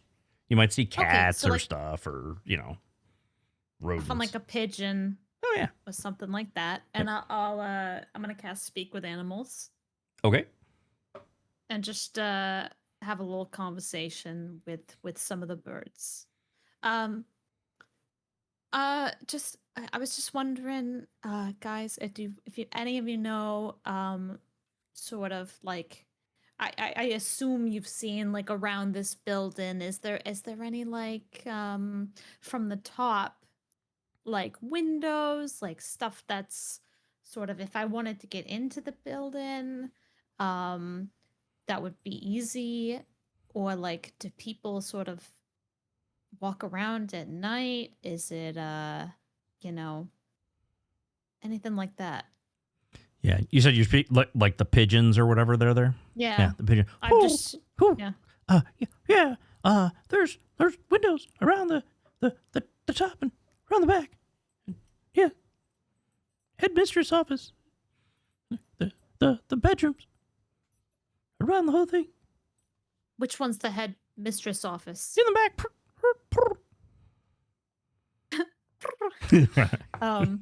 Yeah, you guys just see cats just like crouched down in a patch of grass, just like Yeah. like to the birds. Right. One of the pigeons just takes a shit while it's talking to you, Uh-huh. I mean, do what you got to do. Yeah, They're right, animals, right. you know. Like, what am I going to tell them? Another pigeon comes up. Oh, yeah, that was good. Yeah.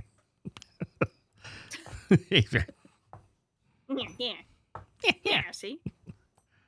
Right. And there's like a time that they that you see them, like the lights go out, you know, like after the sunset, you know, when there's like lights in the building, like how long after that did the lights go out? Yeah, and they I mean, they confirm that it happens after the sun goes down.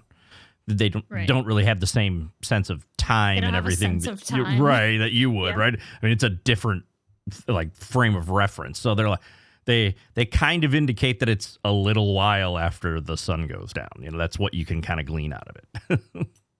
Cat's like, oh fuck. Yeah. No, she can talk to animals, but she's not smart.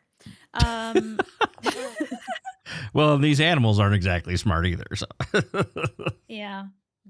Are you smarter than a pigeon? Are you smarter than a pigeon? I don't know. I would hope so. Trying to think if there's anything else I can ask them. Okay, so to the rest of the group, I'm gonna point out where they've told me where the headmistress's office is.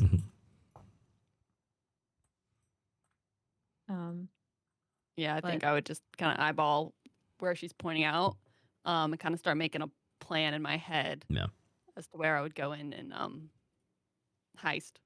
yeah, and you I mean, we could keep an eye on that and see when lights are out, and you know. And you kind of see like the main level, it looks kind of solid. It looks like the windows in the very back, like where they were indicating, it's kind of up on a second floor type of thing. So that's what it's at. Now there's other windows on the ground level and stuff, but it's, you know, there's windows all over the thing. So, but in the back on that spot, it's just the headmistress's office is up there. And like, what time is it now? I mean, it's, you know, late morning. You probably, you know, because you had gone over to maybe early afternoon. You had gone to Don Orcleone's. That took a little bit of time. Then you went to the collector, right? And there. So I'm guessing early afternoon, depending on what time you guys got up. I doubt it's early. People were hungover. Right. Say we probably had a late start. Oh yeah, Josie definitely slept in. Yeah, I mean, we can say it's sometime in the afternoon. We can say it that way, right? So. Okay. Gotcha. 1 o'clock, 2 o'clock. Yeah, maybe even 3. Who knows? Let's go with 4. Right. So are you guys going in then? Are you gonna go into the grounds like what your plan was, or? What time does the sun set? Probably 7 or 8 at this point. Okay. Yeah. Because I'm only looking like a kid for an hour. Okay. How many times can you Just go hide re-up it- that, Jake? Hide in the bathroom. 0, but I have an idea. Oh, lovely. Oh, we don't know this. Lovely. It's okay. I don't know this. I didn't know that. You guys don't know this. I've also never Nope. tried it. So Oh, good. Okay. All right. So, we're walking yep. up. And the headmistress Excellent. greets you. The minute, like, I would say, like, to where I'm still out of, like, whisper earshot of the headmistress. Yep. I will cast guidance on myself to where at least while I'm talking with the headmistress, I will have guidance with the time. Because Okay. I get it for a minute. Okay. So we'll go up to the headmistress and go, I'm sorry, are you the headmistress of this lovely orphanage? Yes. My name's Awen. Carbaros. I'm part of the Mastaran Rangers, also Paragon, you know, former Paragon, current Paragon, kind of a complicated thing. Yes, I recognize you. Yeah, Stryker gave me a task as we're working to, you know, clean up the city after the sad happenstance of what has happened in the city due to corruption of the Duke and, what has caused everything. There has been a multitude of orphans who have been discovered, and we are looking to continue to try to at least find them into an orphanage that would take care of them. And this lovely kid right here, Jeremy, sadly lost both of his parents due to the corruption of the Duke and what has happened from that.